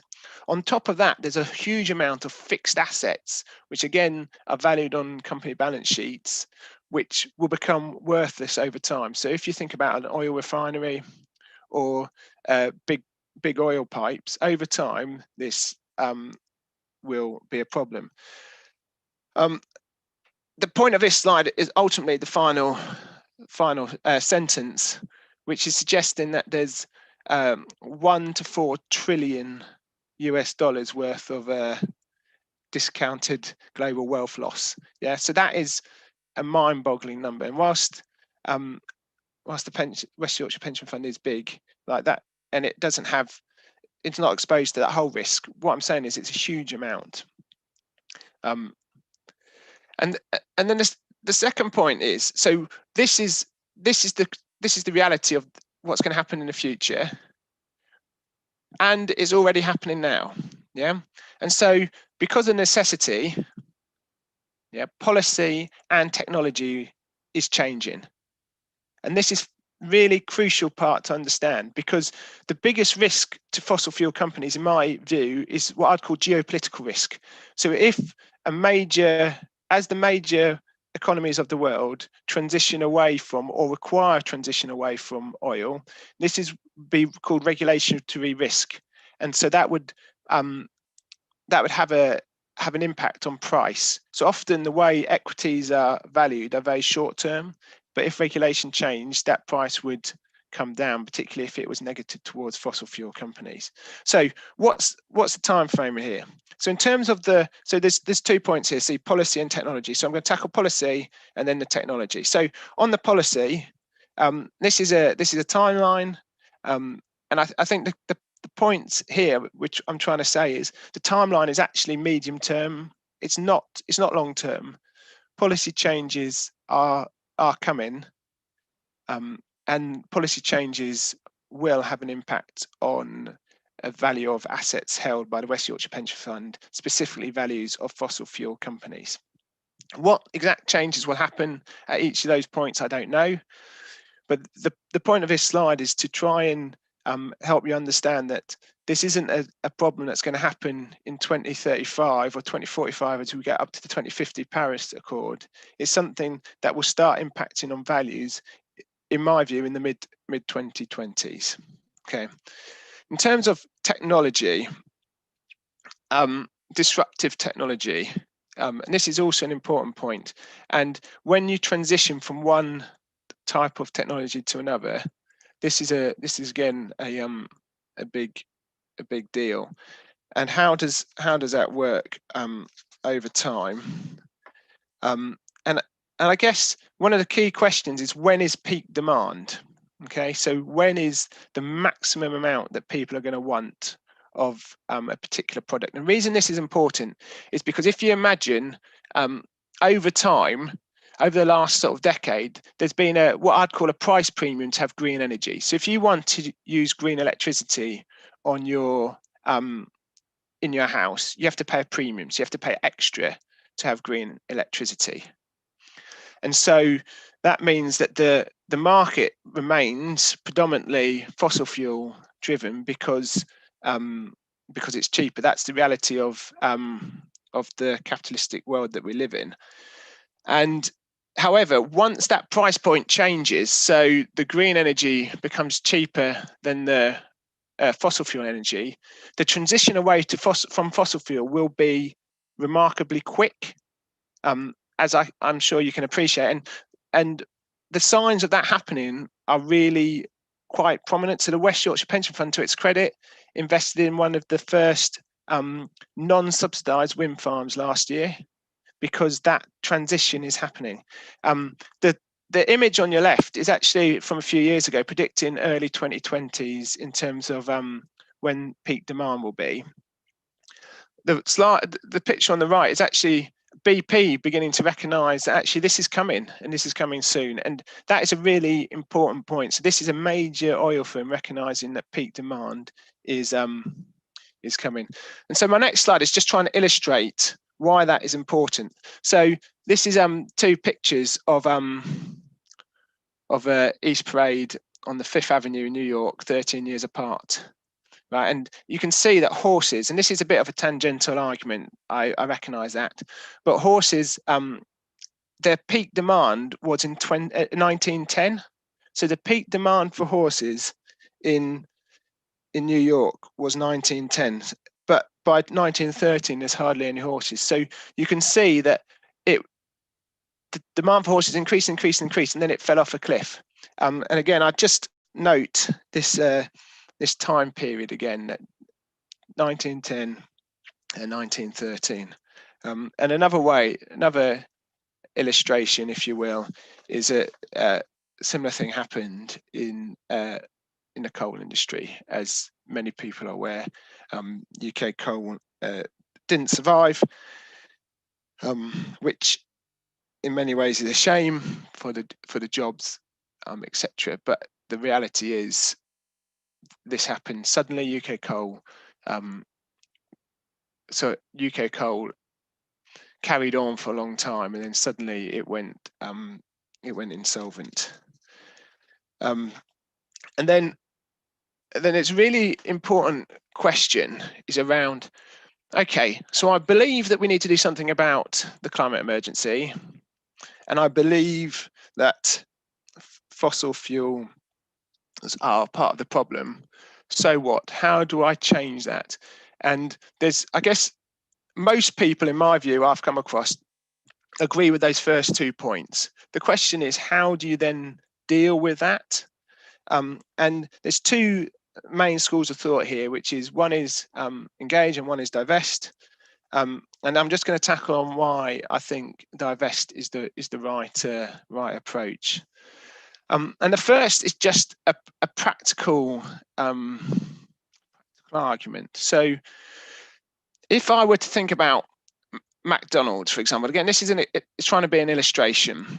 So if I decided that I wanted to change McDonald's from a fast food restaurant into a fine dine restaurant, I'm still in the same business. I remain in the food industry. In fact, the people coming into my restaurant food industry, and I bought tens of millions of pounds worth of McDonald's shares, and I went to every shareholder meeting saying, I'd like to change us into a fine dining restaurant. My personal view is that would be impossible because of the brand, because of the staff, because of the locations of the restaurants, because of the supply chain. The idea of changing McDonald's into a fine dining restaurant is bonkers. The better approach would be to leave McDonald's as a fast food chain and invest in a fine dining restaurant, or indeed set up your own fine dining restaurant. But trying to keep McDonald's whilst in the food industry into something so radically different, I think is a fool's errand. And I would use that analogy to illustrate how you would say trying to change a massive fossil fuel company like Shell or BP into a green energy company. I would say the challenges are similar. The supply chains, the culture, the workforce, the skill set, the assets on the balance sheet are just wrong, the wrong shape for it. So the first question is that even possible? Okay. And I would argue it's not, but I'll just leave that floating there for a minute. The second thing is, so that Share Action are an organisation that try and use engagement to change the way companies interact. And I got this off Share Action with their permission. And I guess the question is, where are you along this agenda in terms of, is it in the end, if you can't get engagement to change things, disinvestment needs to be on the table as an option. Otherwise, it's not your whole engagement process isn't credible. Okay. And so what is engagement working? So have we got that, looked at this engagement stuff, and is it working? And to be fair to the West Yorkshire Pension Fund, again, there has been a long-term commitment to engagement, and trying to work with fossil fuel companies to change how they behave. And I'm just trying to get onto the next slide now. Here we go. I think this is a really important piece of research. We came out October last year, working with the London School of Economics, and its findings were that no major oil, gas or coal company is on track to align their business with the Paris climate goal of limiting temperature rise to well below 2 degrees by 2050. Okay, and this is the partnership between London School of Economics and investors that manage $21 trillion worth of assets. This is engagement not working. That is the reality of the situation. We are in 2021 and engagement isn't working. Yeah. What are the other options? Divestment. Here in 2018, this is Shell, a major oil company, writing in their public accounts, if this were to continue, it would have a material adverse effect on the price of our securities and our ability to access equity capital markets. Yeah. So a bunch of academics think engagement isn't working, and Shell thinks disinvestment is working. And so I just put it to this committee that the way to bring change in this space is to disinvest. So companies like Shell and BP and other fossil fuel companies need inward investment to maintain their business model. And then just there's another argument that is quite pervasive, which is made a lot of the time, which says if you disinvest from fossil fuels, your return will be worse, and so we shouldn't do it because we have to protect the financial interests of members. And I would say that isn't right, for one reason, because we're not accounting for the risk in fossil fuel industry. So if you go back to that, when will regulation change? If in 2025 regulations do change, fossil fuel assets reduce in value. If regulations don't change, they stay the same. Yeah, so you've got what I'd call an unrewarded risk. So in my view, holding fossil fuel companies in any case has more risk than it's paying. But secondly, actually disinvesting from an asset class doesn't affect your returns. So this is a piece of research looking at the impact of divestment from anything, in fact, any industry between 89 and 2017. And the point here is actually disinvestment from any one particular industry doesn't make any difference to your overall, or doesn't make any material difference. So you've got 9.44 to 9.94. So that is margin of error, if I'm honest. And so what I'm saying is, even if I am completely wrong and fossil fuel companies don't have a materially higher risk, it doesn't affect our outgoing. So why would we take the chance? And that's the point I'm trying to make here. And then finally, before I hand over to questions and what I'm recommending, is Norway's $1 trillion wealth fund is divesting from oil and gas just because it makes sense. And again, the point I'm trying to make here, this isn't a niche thinking piece of thought that I'm presenting here. This is pretty mainstream thinking, and the irony of obviously Norway's wealth fund doing that, given where that wealth has come from, is really important to understand the greater thinking. There must have been some genuine belief in the risk to fossil fuels, and so I guess what I'm trying to do is, as I said previously, is that ultimately the decision about how and when the West Yorkshire Pension Fund divests from fossil fuels is ultimately in the hands of Bradford City Council. But as a city, I think, given our climate emergency, we should have a position on this. We should be saying, whilst this isn't our decision, we are the biggest contributor. We do believe that you should be taking action here. And what I would like is this committee, I'm asking this committee to support this statement at the bottom, which hopefully is self-explanatory. And then hopefully that'll help put pressure on Bradford to bring change. Again, I'm really clear here. I'm not saying that there should be an immediate divestment, because we all know that getting the timing right is really important. Yeah. And actually, I think right now we're at a really opportune time. So if we've got 3 years, if we took 3 years from now, and you're talking about regulation risk change in 2023 and 2025, and peak demand in the next few years, and then you're thinking, well, actually, this is the moment to seize. This is the moment to do something about it. So that's my pitch. I will yield to Councillor Walshaw and questions. Thank you, Councillor Scopes. That was really a really thorough and informative presentation. I have to say, you have convinced me, although I was pretty favorable to this agenda already. I've been a signatory to the West Yorkshire disinvestment campaign for a couple of years now. I think it's really important. But what I liked about your presentation is that it's clearly backed by very, very, very solid economics, which I think is always important. After all, we are talking about people's pensions, and they're incredibly precious and important. Now, let me see if I can manage debate here. I've got, in the order I saw them, I've got Councillor Forsyth, Councillor Illingworth, and Councillor Bentley to start with. So this is questions for Andrew or comments. Do you want me to take my slides down for the moment? Yeah, it would make me managing everything a lot easier. We'll come back to it though. But so yeah, so Councillor Forsyth, Councillor Illingworth, Councillor Bentley, and then Councillor Buckley.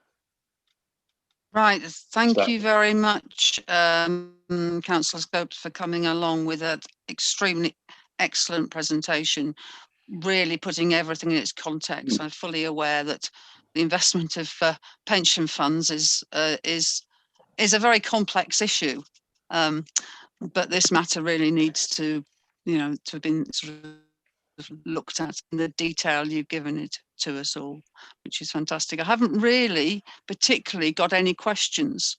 One of the things I was wanting to do though was to signpost the committee to Mark Carney's Wreath lectures. I found if anybody picked up on those this over Christmas when we had a little bit more time on our hands, which talks a lot about this as well.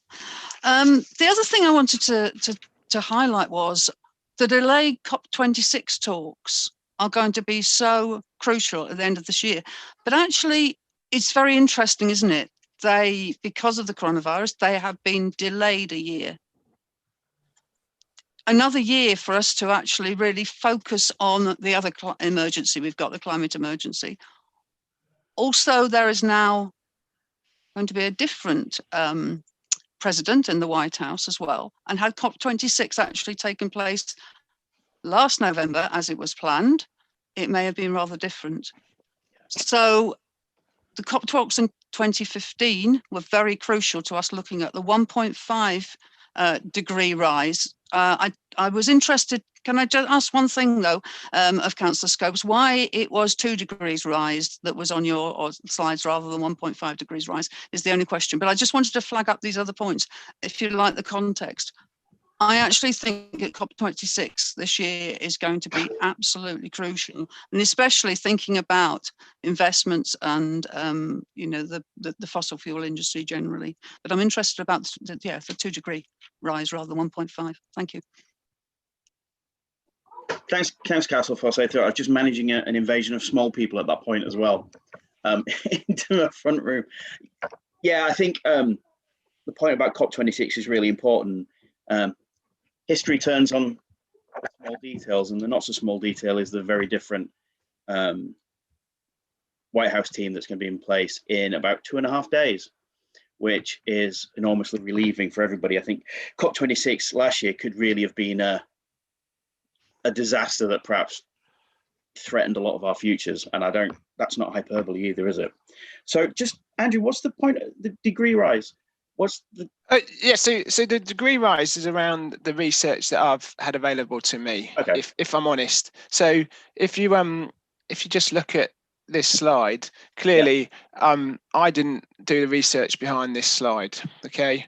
But if you were to think 1.5 degree limit, which I would totally be supportive of, that small blue bubble would become even smaller, and so it would enhance the argument. I agree we need to take drastic action. I've taken research that I've found rather than commission it myself, obviously. Fair enough. Do you want to drop that slide, please? Yeah. Yeah, lovely. Thanks very much. Okay, so Councillor Illingworth. Yes, Chair, thank you very much. First of all, I'd like to say I agree with everything that Andrew has been telling us. It's refreshing and altogether excellent. I was going to ask a question about the decline of the rump of the fossil fuel industry, because one danger that I can foresee happening is that a kind of renegade industry survives. That if somebody is looking at an Australian coal seam, for example, they can get that coal out of the ground fairly cheaply. It may possibly run the risk of international sanctions, I don't know. But you can conceive of a coal industry surviving almost as a kind of outlaw industry, that it's cheap to get the stuff out of the ground, it's cheap to burn it, to ignore climate targets and so forth, and just simply behave as a thoroughly bad boy. And what does Andrew think is the risk of having that kind of bad boy industry surviving into the future, basically sanctions busting, ignoring the international community, but still burning the bloody stuff? Andrew? Yeah, so I would say there's always a risk. I don't believe us holding assets in a bad boy company is going to necessarily change their behaviour, if I'm honest with you. I guess there is hope, though. I'd say two things in terms of the hope. The first is the price point. So as you can imagine, the price of green energy is coming downwards, and it's going to keep coming downwards. And once it's cheaper to produce green energy, whether or not you care about the environment or not, you will use green energy. That's just a fact. I guess the second point is around reducing the renegade industry, as it were. So if you reduce the amount, so ultimately the Western world burns a huge amount of fossil fuels. We can't take responsibility for every country around the world, but we can take responsibility for what we're doing. And so whilst I do believe that if there is major regulatory changes, that will have a massive reduction on the amount of fossil fuel burnt. Thanks, Andrew. Yeah, I mean, look, we can solve some things on this committee, but we can't really solve Australia's incredibly regressive energy practices. To be honest, actually, when that came up, when Australia, I mean, bear in mind, folks, Australia was on fire recently. So I think even a country as, yeah, exactly. And a lot, it seems a million years ago, even a country with as regressive energy policies as Australia is starting to change. I mean, Australia gets 70% of its power from coal. That's the figure in Britain for 1990. I mean, that is shocking when you consider that the country is a natural Saudi Arabia scale sort of level of solar power that it could have. It is incredible when you think about it. So I've got councillors Bentley, Buckley, then Carlisle. So, Jonathan. Thanks, Chair, and thanks, Andrew, for that excellent presentation, which I support wholly. I think it's been a bit slow coming, this recognition in a way, because I remember being at a conference probably 4 or 5 years ago, with the presentation being given by the agent for the Bank of England in the area, and raising this very question about what you now call stranded assets. I don't think I used those words. I don't know if those words were available, but it was about the amount of unproduced fossil fuels on the balance sheet that would never get produced. And if my simple, I'm not an actuary like you, Andrew, but my simple accounting term thing, well, at some point this has got to be written off. And that's going to hit the profit and loss account. That's going to hit dividends. That's going to hit all sorts of things, cash flow and everything else. And it wasn't really taken up as an issue. It was sort of kicked down the road a bit. So I'm really pleased about this. And I think you're right about divestment.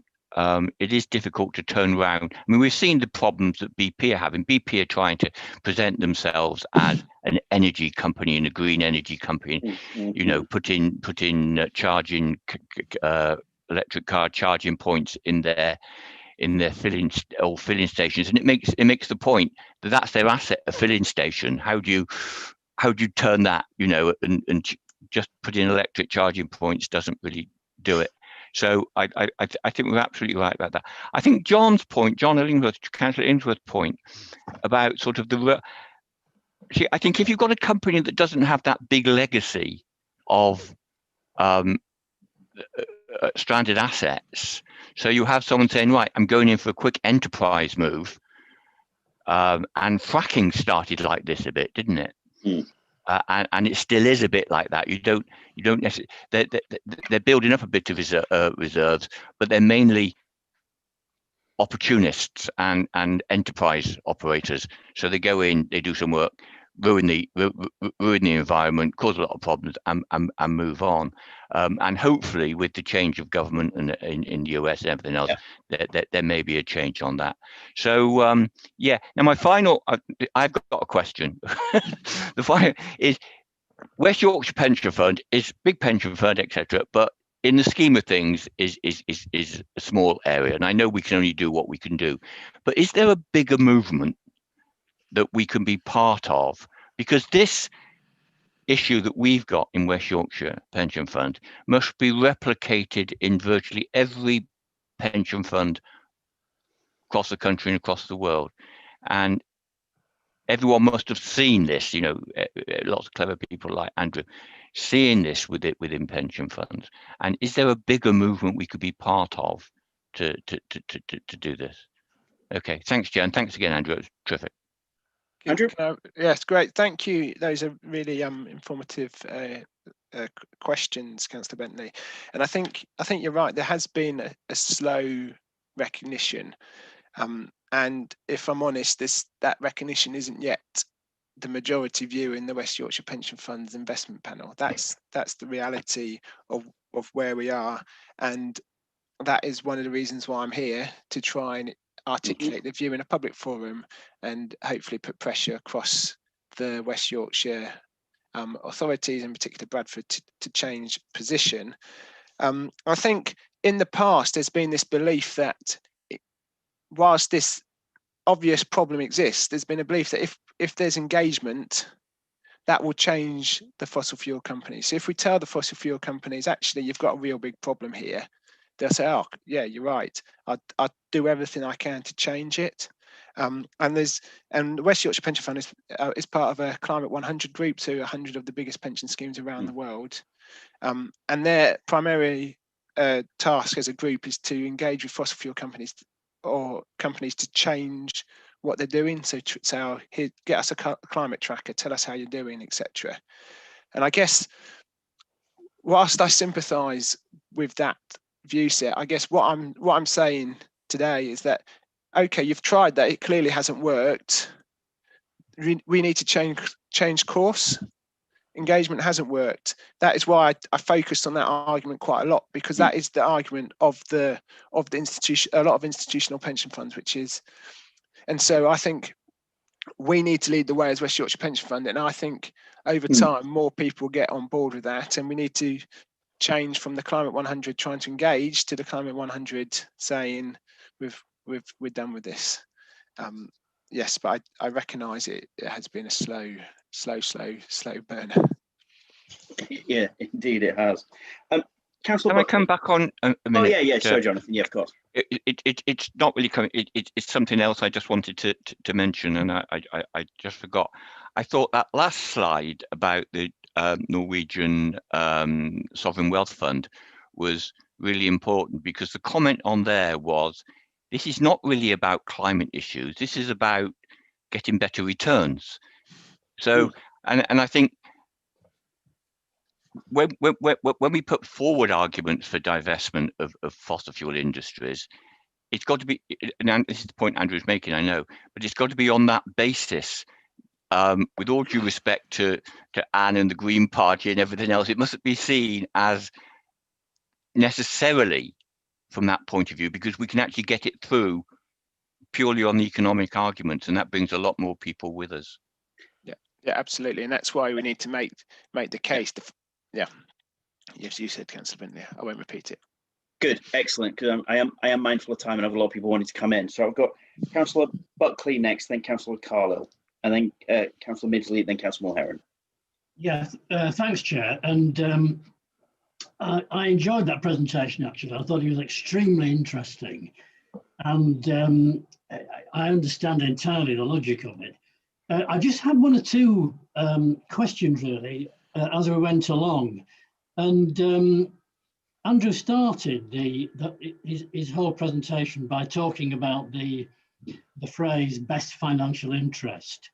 And then he very interestingly told us about the trend of green energy going down, the price of that going down in comparison to the traditional sources. And I just wondered whether, is there any kind of a risk that in the short term, before the prices intersect, if you like, is there a danger that people could say, well, that objective, which is enshrined in law, best financial interest, isn't being met, and therefore the point of benefit hasn't actually arrived? Second question was, BP and Shell in particular constitute quite a massive proportion of the FTSE 100, don't they? And other speakers have mentioned their results on the value of the company, the share price, and so on. Would there be any unexpected side effects there? And then the last question was, and actually Councillor Bentley touched on this, when Andrew mentioned his objective or proposal right at the end, the phrase in the document on the slide was moral and financial. And I just wondered whether omitting the word moral might actually make it more likely to succeed.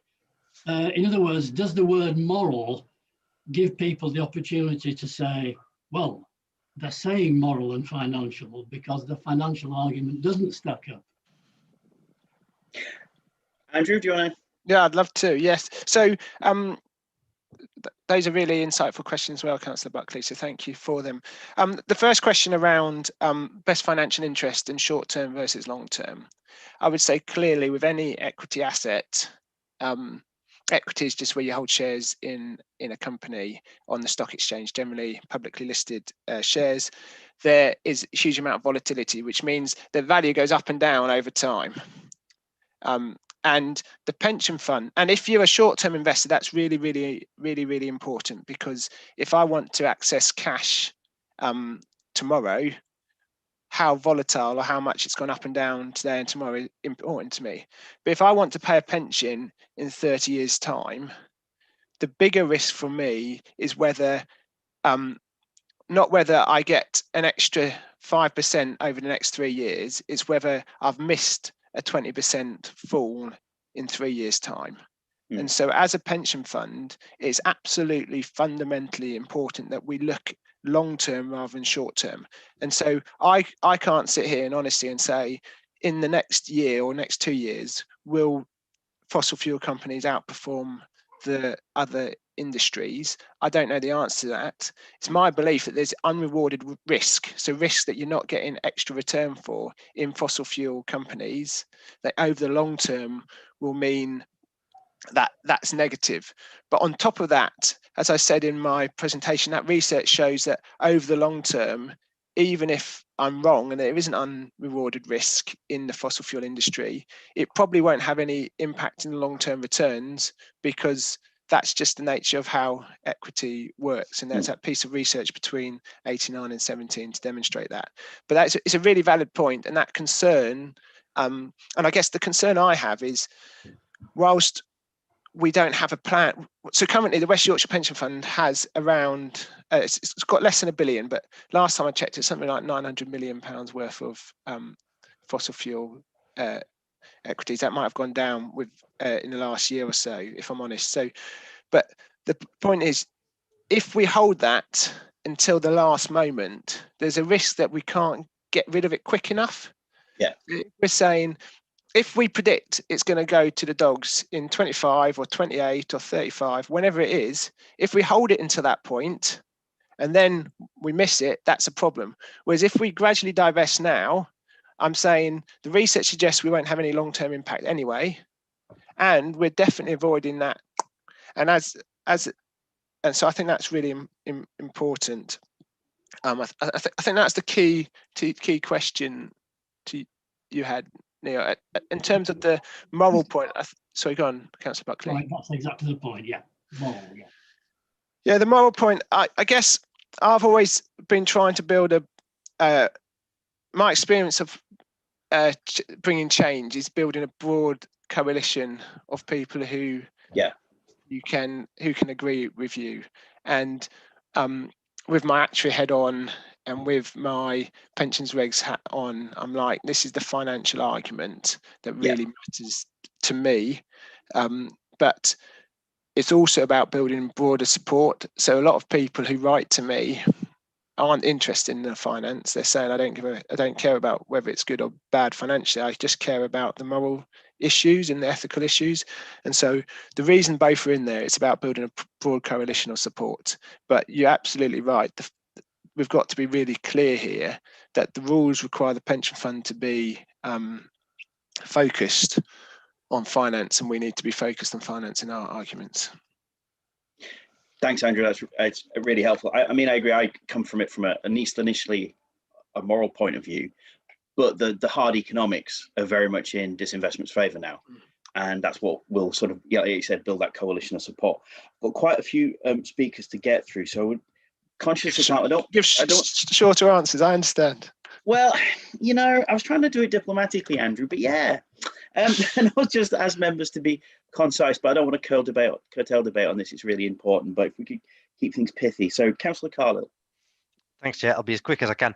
I mean, I think the key argument for me that comes out is just that incredibly fast policy environment that we're in. Yeah. And so when I'm counting it up, I can't think of another industry that would be more volatile at the moment than the fossil fuel, because maybe this is a question we should have asked the schools. If we were to say, does anyone know what the Prime Minister will do tomorrow? I don't think anyone on this group could say. And we had a debate. I won't put Neil on the spot, but when we were discussing when petrol cars would end, I think he said that West Yorkshire's target of 2035 would be potty, whereas then the Prime Minister came out a few months later with 2030. So, none of us know was the only point I wanted to make on that. And obviously we've got a US election suddenly seeing reports that Joe Biden will immediately sign up again to the Paris Agreement. Yeah. China have made a pledge. I mean, you could say it could go one way or the other, depending who wins an election in a mass country somewhere or what policy comes in ours. But I guess this can be a question to Andrew. Can you think of anything else that would be as volatile an industry as this, where you wouldn't know really when these assets would be used up? I don't want to put you on the spot. But... Yeah, I think there's lots of volatile industries, and the argument I'm making here is about unrewarded risk. So if you look at a risk and return graph like this, the more risk you have, the more return you want. And unrewarded risk is where you get extra risk, but you haven't got the extra return. And so expected return of fossil fuel equity isn't being compensated for the extra risk. That's the point I'm making. I wouldn't want to speculate on all the volatile industries, but it's definitely not limited to. But yeah, I mean, you've seen it with electric cars. Elon Musk's become the richest man in the world, and then he wasn't, and then he was, based on Biden's statements. So who knows? I think we get the point you're making, Andrew. I mean, look, it could fall off the edge of the cliff, and then where would be multiple pension funds in terms of meeting their payment requirements to members? I mean, it could be as stark as that, couldn't it? Councillor Midgley. Thank you, Chair. I just wondered if there'd been, I think it was hinted at before that there'd been some resistance to divestment. I wondered sort of what the extent of that was and what the counter arguments were, because to me it seems like a no-brainer, but I'd just be interested to see what the counter arguments are. Thank you. Thanks for that. Andrew? Yeah, it's a great question. I think, so my honest view is that the counter argument is about engagement. So if we engage with these companies, they'll change. And there's been a lot of effort, like human capital investment, personal time and energy, working with the Climate 100, working with other pension funds to try and get BP and Shell to change policies. And I guess officers of the West Yorkshire Pension Fund would say, actually, Shell have now said they've got a plan to go green, or they've got they're publishing how their green carbon tracker, or BP have a schedule to go green, and so that would be the counter argument. The point I'm making is that research from the London School of Economics saying it's not on track. So this is an independent thinking, not my thinking, and so I'm saying that the reluctance, in my view, is about changing an approach when you've said this is going to work and you've done it for 10 years and you haven't got the results you want. Changing is really hard, and I'm not going to. That's the truth. I hate change as much as anyone else, and so I think that's one of the big challenges. Institutional sluggishness is what I'd call it. Oh, that might well be phrase of the meeting, I think. Really, does that cover your points, Marielle? It does, yes. Thank you. Excellent. Cheers. Councillor Mulheron. Thank you, Chair. I'm keeping the camera off because I've still got Wi-Fi issues, I'm afraid, at my house. Can I first of all just say I support the comments Councillor Forsyth made earlier in terms of the importance of COP26, and clearly with a much stronger values-based approach from the incoming presidents. Hopefully we'll, in America, hopefully we will see some movements in the right direction there. Also, I also listened to the Mark Carney Reef lectures over Christmas, and they are really worth a listen, and I'm sure you can still get them on iPlayer for those members who haven't had the opportunity to hear them yet. So there was a question around whether the recommendation that Councillor Scopes has put forward should include the word moral. I mean, maybe we should be asking whether it should include the word environmental rather than moral, because it is both financial and environmental issue. Clearly, the moral element of it encompasses our responsibility to protect the pensions of public servants, which, for the benefit of everybody listening, doesn't include councillors anymore, because our right to pay into the West Yorkshire Pension Fund was abolished by this government about 7 years ago. So this is not about protecting councillors' pensions, but those people who work for councils.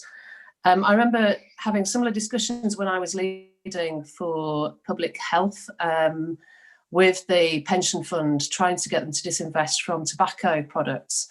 And another lobby which has immense muscle economically, and at the time couldn't persuade the pension fund to take the approach that we're asking them to take here in terms of fossil fuel industry. And the key element there wasn't so much that they thought they could persuade them of the right thing to do. It was about getting that return on investments. So I think the presentation that Councillor Scrope has given us today is really important, because it's very clearly made the sound economic case for disinvesting from the fossil fuel industry. And I'd like to congratulate Andrew on his presentation, and also say, you know, how great it is for us to have somebody with his skills and experience to be able to make that case within the council and on the pension fund committee as well. So a couple of final points really. I'm happy to support the proposal. I mean, maybe suggest we add the word environmental into that recommendation at the end. And also, could we look to add an extra recommendation, Chair? My view is that the way we're going to be able to succeed in making this argument is not only to have that economic case made as clearly as Andrew's made it today, but also to persuade our colleagues across West Yorkshire. And I wonder if we should add in a recommendation, Chair, that we take it through the Green Economy Panel, West Yorkshire Combined Authority, which a couple of members from this committee sit on, because we need to be able to persuade our West Yorkshire colleagues of the case. And if we could get Andrew's presentation made there, that might be really powerful way of doing that. Thanks, Lisa. I mean, yeah, I'm very much in accord with both those recommendations. I think, yes, very much so. I think I'm just thinking about I was just thinking regarding the West Yorkshire Combined Authority. We've got some, we've got a couple of Green Economy Panel meetings coming fairly soon. So what about if I, as chair, come up with a form of words working with Councillor Scopes and circulate that to members, yeah? And then we can get something off to the chair of the Green Economy Panel, and as a matter of urgency, so we can get into, there's a couple of, we've got quite a well-timed cycle of meetings coming up, one in February, I think, and I think we could probably sort of interject ourselves into it, get some urgency going. That'd be really useful. So I'm seeing a lot of nods. That's fantastic. I've got, in terms of speakers, I've got Councillor Forsyth, then Councillor Illingworth as my last two, and then I want to try to sort of bring things together because it is 25+12. So, Councillor Forsyth. Mine's a really quick question. I've always, through years of campaigning, talked about divestment, but we've heard about disinvestment. Is that a more technical term that's used within the financial industry or not? I just want, I'm sorry, there's a bit of consistency, that's all, that we always use the right word, that's all. I'm just thinking. Yeah, it's within the within the recommendation. It does actually say disinvestment as opposed to divestment, I think. Sorry if I'm being. It sounds like I'm being picky, doesn't it? But it's actually quite important to correct. Andrew. Yeah, I'm not sure. I've got any technical difference. I'm happy with divestment or disinvestment. I think it says the same thing. Let's go with divestment. There you go. Yep. Decision from the chair. Councillor Illingworth. Yes, Chair. This is a request for further work rather than discussion of today's things. Well, one word we haven't heard today, as far as I know, is carbon capture and storage. Now, that's something which I'm not wildly enthusiastic for. It's like turning the north of England into a gigantic soda siphon. It requires you to store carbon dioxide for geological time periods, much the same as radioactive waste. It's a similar sort of issue. But nevertheless, it does affect, I think, the crossover point where fossil fuels become uneconomic. If you're working in a carbon capture regime, it's very different from if you're working in the existing situation. So could that be added to the presentation, a consideration of the effect of carbon capture? Because I think we need to cover all bases. I'm wildly in favour of what we're doing, but I want it to succeed. And that means answering the awkward questions too. I mean, Andrew might have a view on this, but I think carbon capture, it's important to point out the extreme limitations of carbon capture and storage, I think. Yes.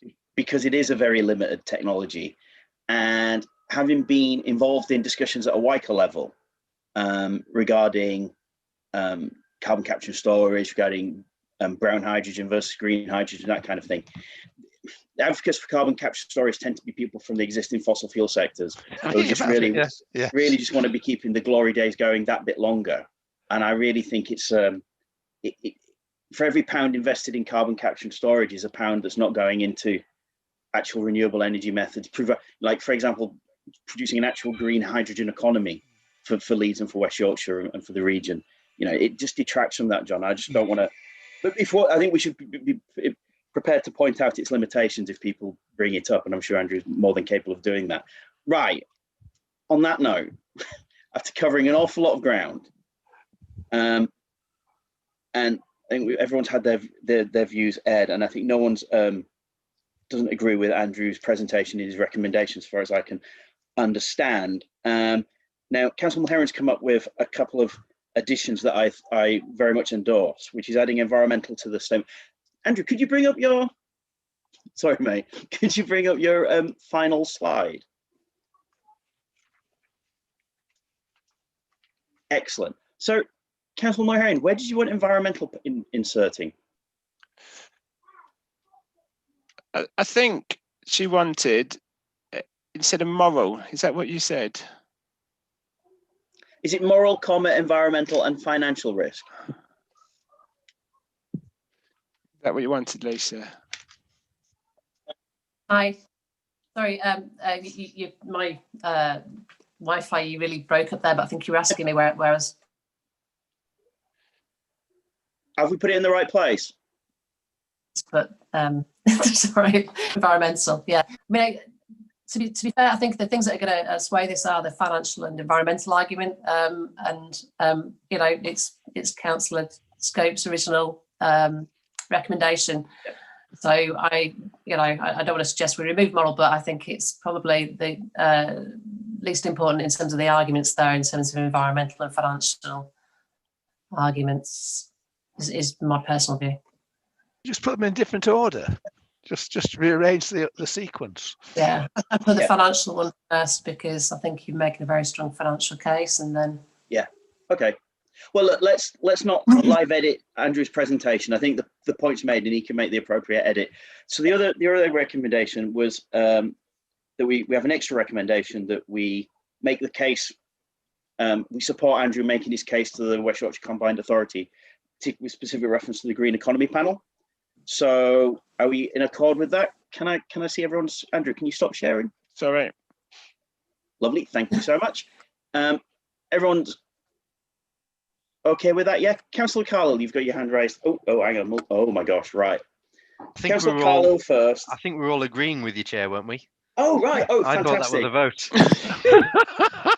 That's fine. I do apologise if anyone else thought I'll take that as a majority show of support then, given all the hands that went up.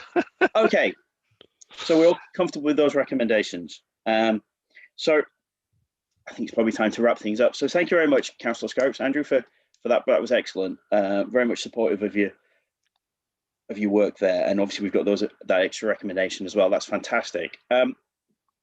Has anyone got any AOB as a final point? Yeah, I'll keep your hands down. No, thank you so much. Well, in that case, folks, I'm going to wrap up the meeting now. Thank you very much for your contributions and your efforts this morning.